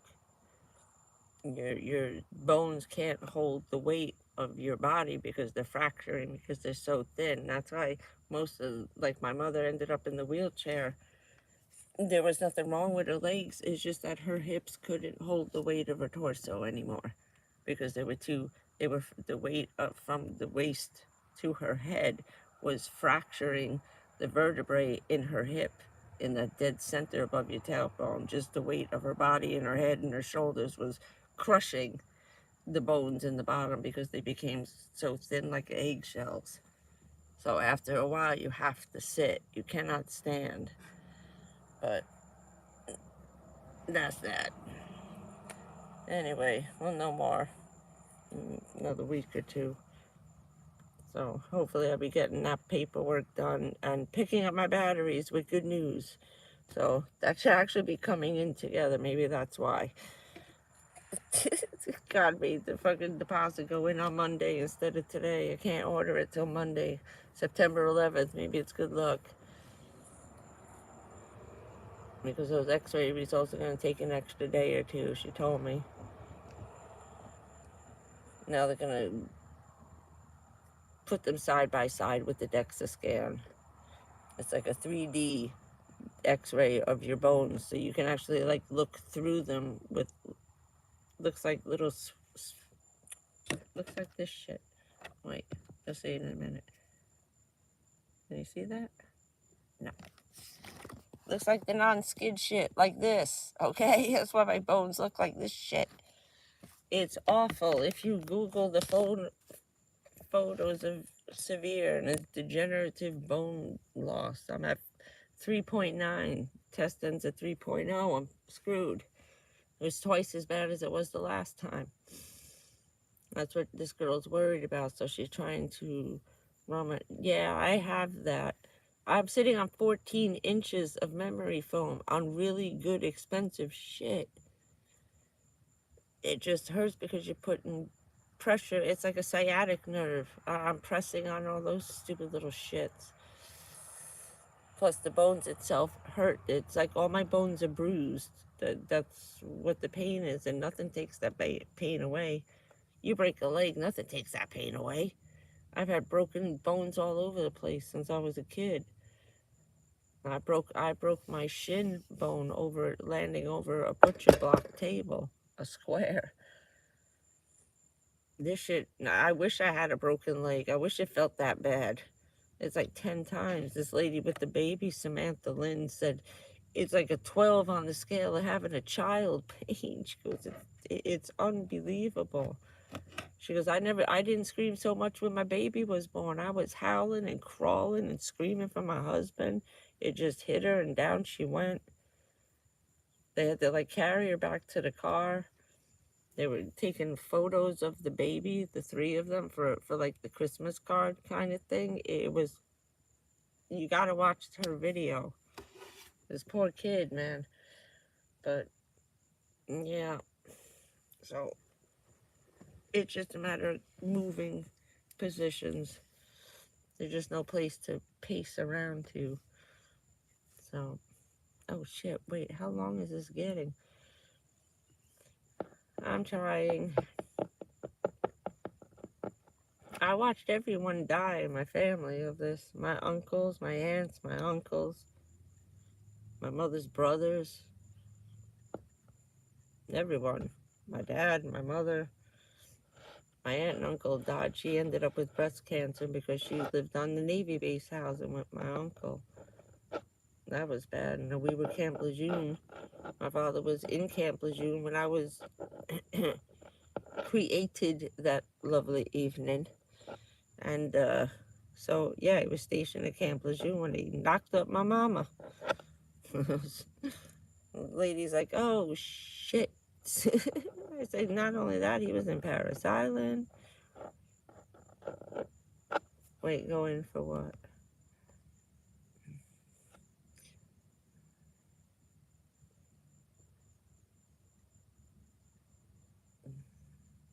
Oh, no, I have them. I can get it for free.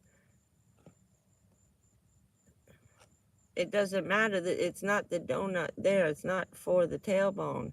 It's for the hips, the hip bone. And that's right where you're sitting on your ass cheek, on the outside. Like where it comes around like that. It's that part, not my ass. It's these things on your hips that are hurting. There's no way to stop it. It doesn't matter how much padding you have, the bones are bruised. Yeah, I am, admit it. I gotta get the lights next week. Next weekend should be a whole shitload better. Hopefully. I'm just worried some fucking idiots are gonna try and get that money out of the account. I'm worried about Starlink. That bastard. I hate Elon. He's a jerk. Ugh. Okay. I think the last time they were still trying to get the money out, and I told them someone stole it. They just took it. Yeah, it takes the weight off my hip. It's like sitting up in a chair like an L. No. That's what I did. I cut up all my stuff. I made a whole bunch of pillows and stacking them up. She showed me a bunch of different places to sleep. I got like 20 pieces of this foam cut into different shapes, so I'm good. I did a lot of talking with her, trying to show me how to keep the pressure off. I said, my dad, you lay on your side, lay on your left side, lay on the right side, lay on the back, lay on your stomach. Fuck it, get up and sit. You know, it's like you're just taking turns. You just got to change positions. You can't keep all your weight on one spot at one time. Yeah, I am. I don't give a shit anymore. I'm doing whatever the fuck I want at this point. That's why I said this is why I put this shit off. Oh. But then laying down hurts the top of my back, my shoulders. I just keep moving around all day. Oh, man. Wait, what was that? Oh, that's stupid. That light. It's blinding.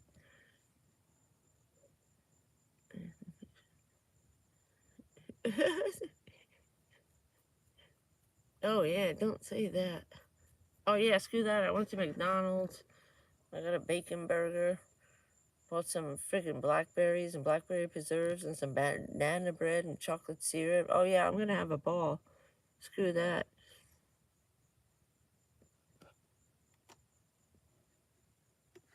I gotta see where the other ones are. I like to drive through the parking lots.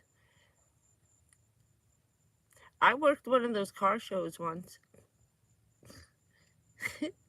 A friend was selling theater tickets to large groups, like 100 or more, okay? Huge, huge groups. And there was this car show, is the biggest one there is on the planet. What is it? Let East is the biggest car show, traveling car show, right? So he's over there hawking, I think it was Smokey Joe's Cafe, which is a 1950s musical, and I love the music. And the girl on the photo kind of looked like me. So my friend's like, fix your hair like that. Get a blue dress. We're going to make you look like her because you look so much alike. She's the girl in the Broadway show. So it was, they put it in the back, and I was just sitting there waving and signing autographs and handing out things to buy one ticket, get one free, got a group rate. And I was walking around doing like the bitches at the boat show, handing out free tickets to Smokey Joe's Cafe. It was fun. I got to see every car in the lot. It was freaking awesome. I said, yeah, I'll go hand that shit out. I'll be back. I don't want to sit there all day doing nothing. So I got to walk around the entire place. It was huge. It took like 2 hours just to walk through this. I forget what parking lot they had in it. It was up North Jersey. It'd be like the equivalent of putting it in Giant Stadium parking lot, wrapping it all the way around a football stadium. I mean, that's how big. It was just hours to get around this thing. And then there was shit inside the huge building. I can't even remember where it was. But it was hot. It was the summer. But it was fun. I got all kinds of free swag bags and crap, like, you know, from all the different vendors that were there. I'd come back with an armful of shit, drop it off, go back and do the other round tour at night. I'd come back with food and stuff to the table and feed everybody who was there. That was good. Until we got busted by some old man who'd seen the show like fucking 20 times. Said, that ain't her. That was funny. He's like, you're spoiling the illusion. Shh, they think it's her. They're going to have a good time. You saw it 20 times. Why are you ratting her out? Shut up. She's not being mean. She's not charging for the autographs. We're doing it for free. And I'm signing that girl's name.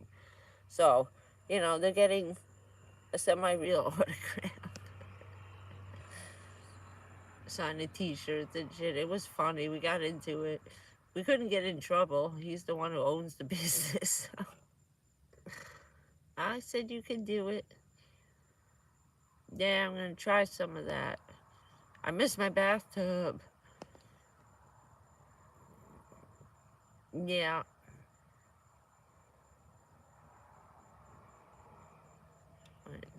Yeah, I know. It's just that they don't let you cancel your service. I told them that the house got destroyed by the hurricane. I don't have any electric, so I need to stop my service. Stop taking 140, and they kept trying. They would not turn that service off. So finally, I sent them 3 emails every day for 2 weeks, telling them that someone clipped the wire and took it. So I no longer am in possession of my antenna.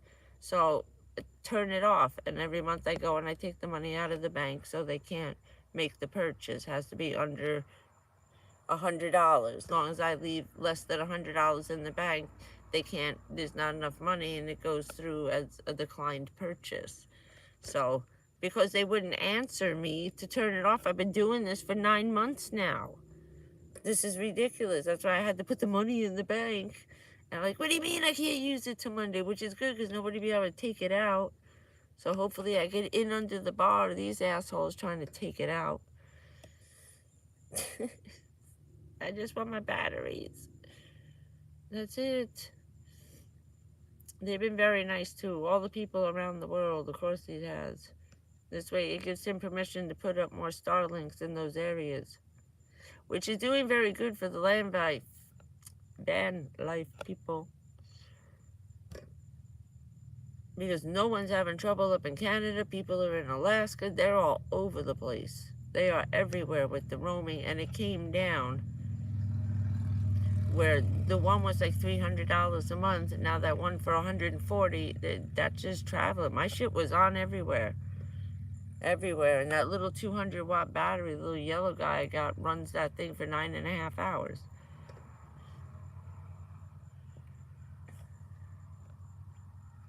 And they were nice when they sent it. They overnighted that shit to me on Memorial Day weekend. I got it Friday morning at 7 a.m. when they found out who I was. And I sent them that thing. And they're like, oh my God, you were there? And it's like, yeah, I was. Well, what did you do? And I had to describe what I did and where I was working for. And about 8 hours after I sent that email, they sent me an email saying it was in the mail. It's coming. It'll be there in 32 hours at your doorstep. They wanted me to have it for Memorial Day weekend, or it was Veterans Day weekend. I think it was Memorial Day.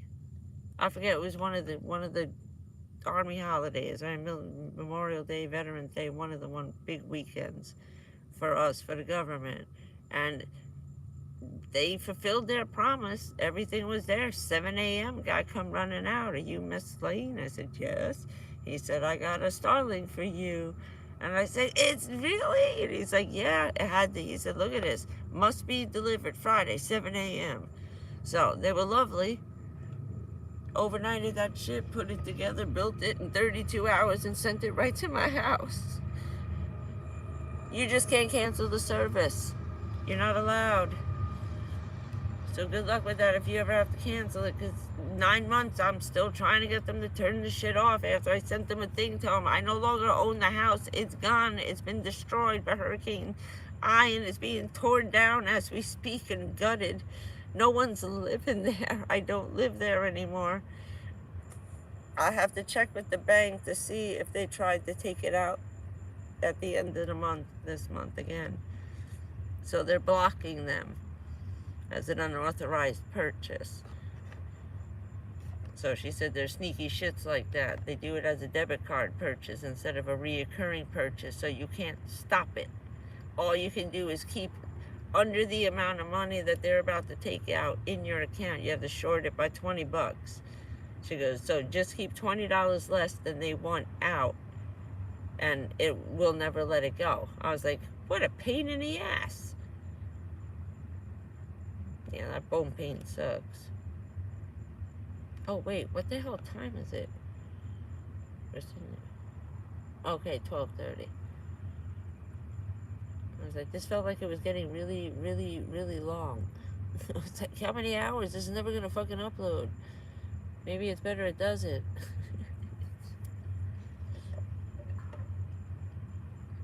There goes the train. And it's hot again. Oh, wait, where's my thing? Where's my water? Hold on. I only got one fan left.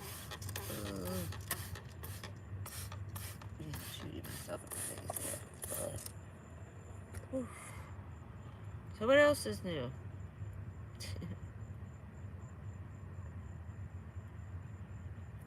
Oh yeah, what happened?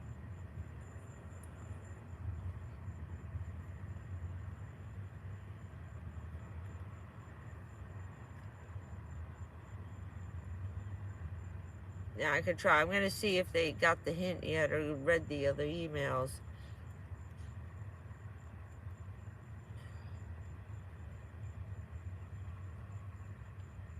Find out what they did. And then if not, I'll try again. If not, I'm just gonna freaking drive out there.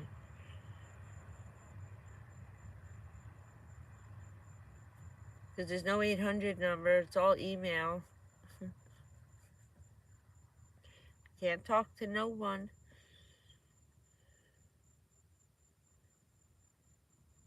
But they may talk to Channel 2 News if I sent Sick'em on them.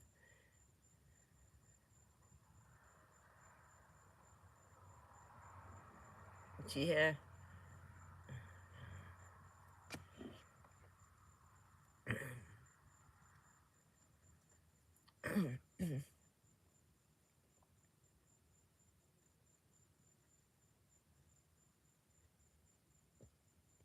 Yeah, that's probably going to be the last thing I do on the way out the door next week. Yeah.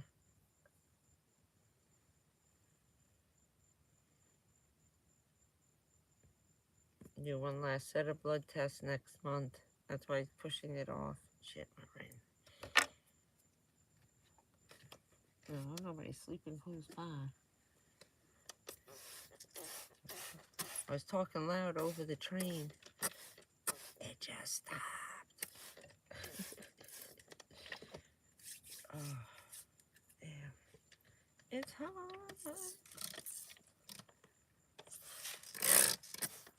Oh no, where are my clothes? Don't do that. Clothes for tomorrow. Oh. Oh. Okay. Put that back again. I'll just sit here and hold it. Let's put my head back. Ooh, it's cold. This is so good. It's really pretty. It looks like the Aurora Borealis, right? It looks like the Northern Lights.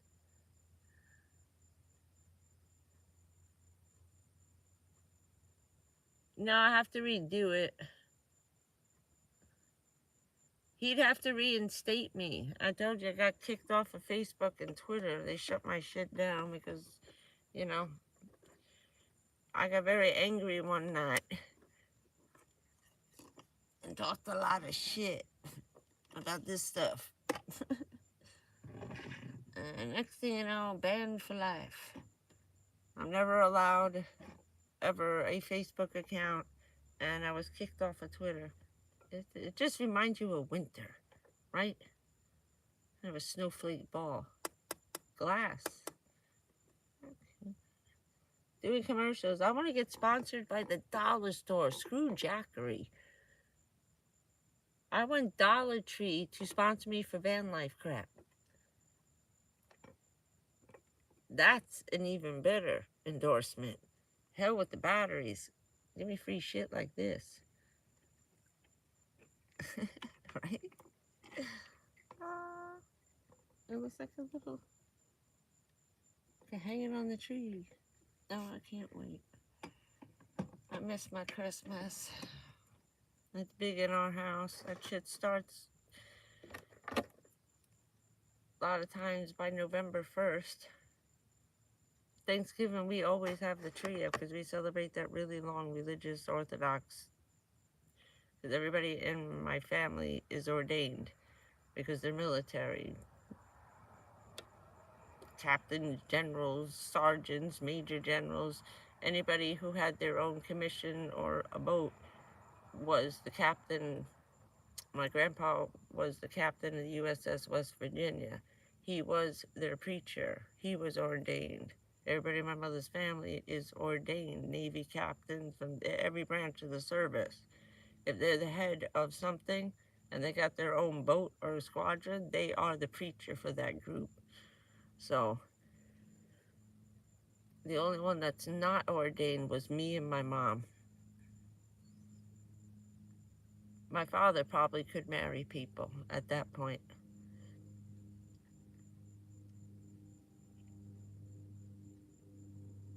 Like a mayor could, like that kind of thing. I probably could with this crazy shit. I don't know. I have to see if they're allowed to marry people. It might even be. Who the hell knows? A mayor can marry people, and I took more oaths than he did.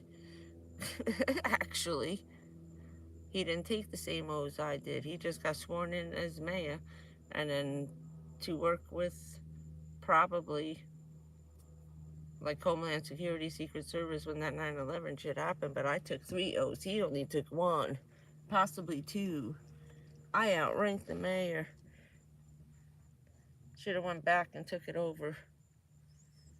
And then we'd still be looking for a new mayor now.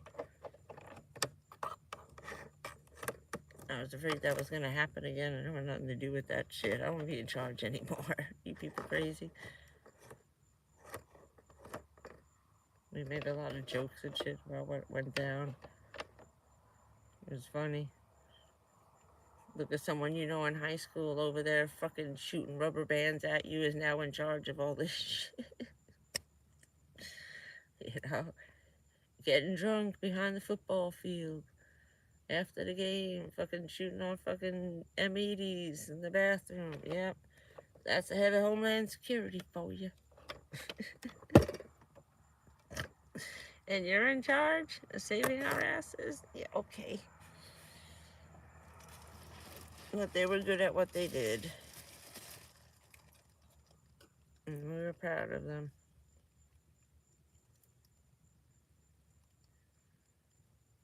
Mm-hmm.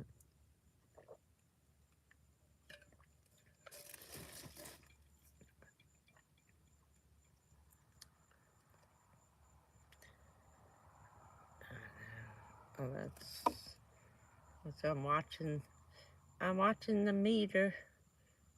Okay, I had to check the thing because the battery. I was just watching, that's why I said how many hours it went by. Oh, because this still will have to upload.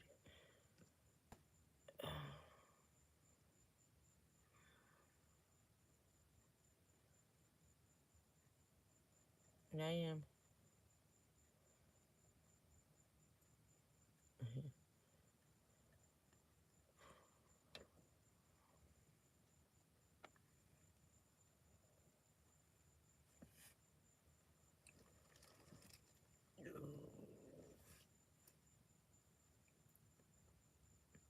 Yeah, this started a long time ago. Different things. The breast started in 2000. Before my mother died, I didn't tell her. I went for the couple of x-rays, and it was right after she passed away that I burst a cyst in my breast. And everything went apeshit when I dropped the remote. I dropped the remote. I should have got up. I was lazy. Eileen, see, don't be lazy. Get your ass up, go get the remote, and go sit back down on the couch. Don't lean across the arm trying to stretch. I just didn't want to get up again. But I was tired. I just didn't know why. And I was getting sick, stupid. And I said, no, there's nothing there. Oh, shit, wait, our machine is broken. 425 women, including the women in my town, my mom, my friend, me, and all the women in the town hall got sick. 402 altogether over an 8-year period. 748 women were all of us misdiagnosed at a Palisade General Hospital because it was a faulty freaking machine. It was way too old. And it hadn't been calibrated in years, plus the shaking of the vibration that shook all those foundations up and down a 30, 50-mile length from the George Washington Bridge to the Holland Tunnel, vibrated all those stupid machines in the buildings like it was an earthquake. I forget what it was on the scale when the buildings came down. Someone measured like the earthquake scale or what happened when both the towers came down and what it was like. So they say that's what happened because they were on the waterfront. It screwed up like every machine in that hospital, and no one thought about the vibration jostling these scanning machines around. You got to recalibrate them all the time. Well, the one hadn't been recalibrated because everybody was fine. Well, didn't they realize that out of 1,200 people, no one had cancer? That's impossible odds. At the breast center, someone's going to have cancer. But they took it as a sign that we were all early, and you know, their campaign was working. Look, we got 100% no cancer. Oh shit, wait, there's something wrong with the machine. 402 of you are gonna fucking die because now it's too late to be operated on. Too late for chemotherapy. So in grand total, it was 748. I'd say you round that up to at least 1,000 with any women who showed up in the last couple of years, or ones that have already passed away, like my mother and Taylor and the lady down the block and the woman. I know 8 different women that I work with, friends of my mother's friend. Both their parents died, like mine. They both work for the town. And woman after woman, she lost her mother, her grandmother, her sister died, but she's still alive. So I'd say at least 1,000. You got another 300 to 400 that died before we found out there was the machines weren't working correctly. They had to bring them in from out in Hackensack, and then they had to start farming us out. I had to go over 3 hours away to start getting my breast rescanned again. And at that point, my dad had died when I was coming out of the hospital for the last time. We were in the hospital at the same time when he died. I got out a month after he passed away. And then it was just coming out, and he had to tell me when I got home, like, oh boy. Now listen, don't get pissed. I said, what am I going to get pissed about, dear? He said, about 400 of you actually have cancer. You got to start going, and you got to go to Hackensack. Someone had come to the house while I was in the hospital, and they talked to him and told him. They told me after I got out that now I had to start going 3 hours away to this other place that had pinpoint accuracy, 3D shit. Yeah, that's Hackensack, New Jersey. They get the best of the best. They're like the NASA of medical equipment in New Jersey. They're the top in the whole state.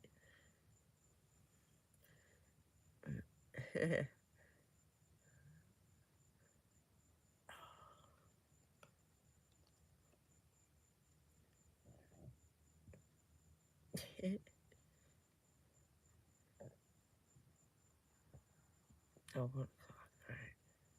I know the battery's getting ready to go. Always dies between around 1. That's where we are now, right? Yeah. I just didn't want to get cut off. I wanted to give it a chance to start. Usually if it starts uploading, even if the battery goes dead, then YouTube takes over and finishes the rest. As long as I don't charge the battery on whatever it started processing, the YouTube takes it over and puts everything up. So I don't even have to do it. I don't have to leave the phone on and charge and anything like that. I found a way around that. It probably was always like that, but I always see the people on these van life videos sitting there. It took me 9 hours to process it. I was like, dummy, you don't have to.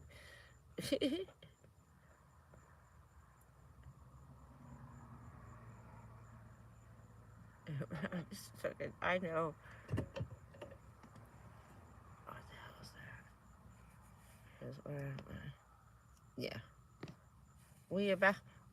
Those who salute you because we about to die. It always gets to this. I try to judge the minutes. Yeah, maybe like 10 minutes.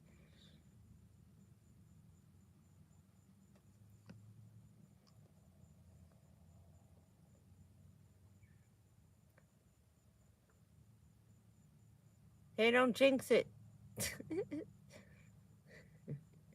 Yes, it's been very nice.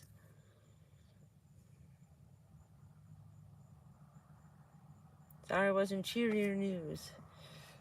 But yeah. I want to talk about that shit for another 3 weeks.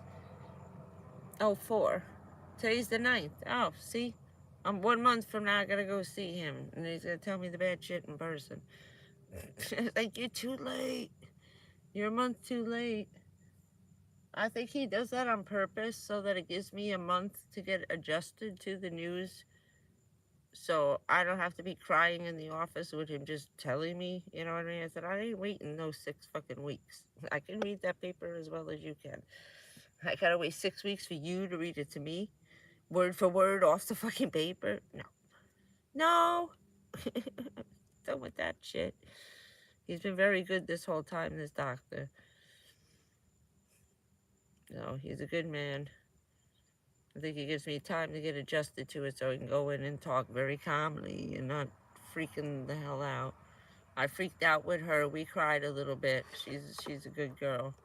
So I already got that shit out of my system for now. Till later. So I get pissed off in the middle of the night.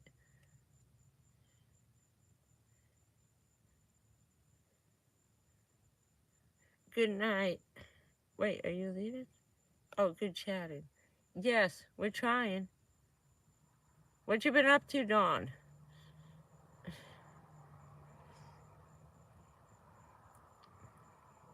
Where have you been? Oh, she's leaving. Oh, crap. Good night, Dawn. Send an email. Tell me what you've been doing. The Gmail is up on the channel. Send me an email.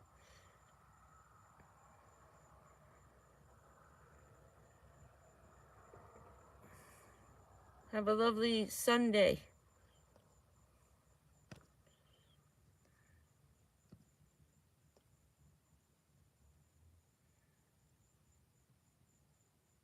And if I get any video, I'll put it up.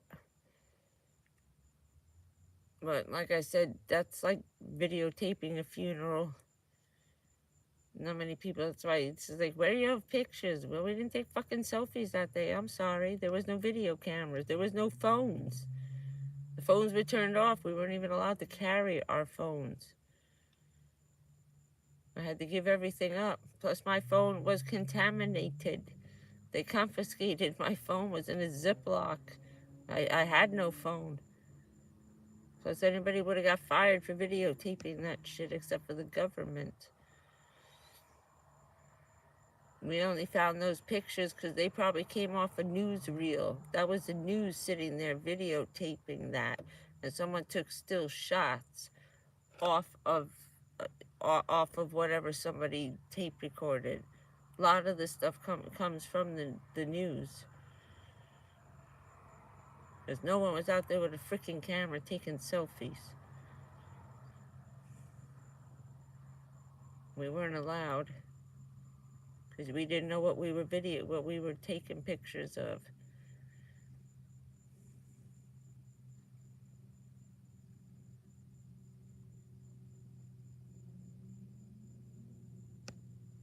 Wait, what?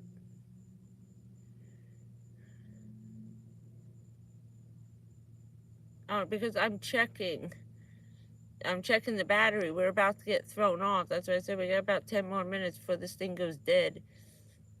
It's always around 1:45. Yeah, 3 hours. We usually get right about here. So when I went to check the battery, it threw me off. No, didn't blow your mind. I was checking the battery because we're going to get cut off. So everybody say goodnight.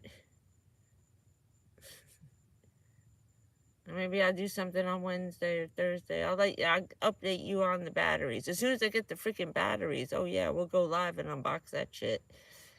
So sometime between Wednesday and Friday, keep your fingers crossed. Okay? Be on the lookout Wednesday through Friday. Maybe we come on. With the day I get them, I'm coming on. So just get ready. Prepare yourselves. Keep your fingers crossed. Yeah, I know. I gotta find my nail polish. I lost the bottle. It went rolling into the freaking Grand Canyon. Just buy another one. All right. Good night, Ray. Good night, Stacy.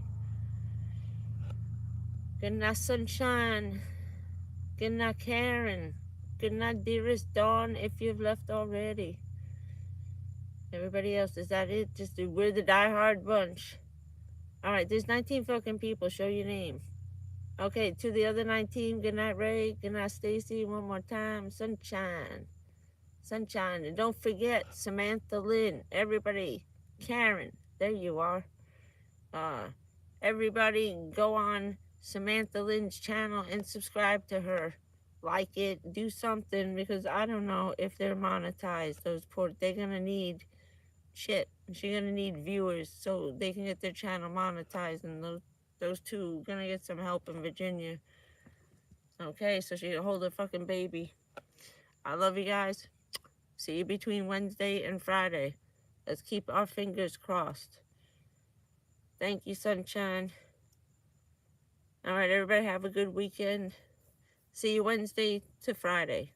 I'll let you know as soon as I put my order in what day they say it's coming, okay? That'll be Monday. Hugs to you. Enjoy your thing and remind me when you're leaving on your fucking boat tour around the world, bitch. I'm gonna hide in your fucking suitcase. Gonna get one of those big sea chests. And just leave it in the room. I'll let myself out later. It'll be fine. Like Houdini. Right? You're gonna lock me in like Houdini in a fucking sea chest. I love you.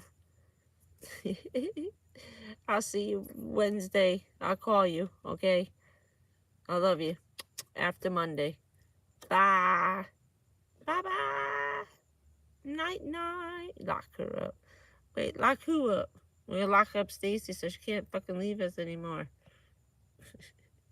Not allowed out of the country. Yeah, we're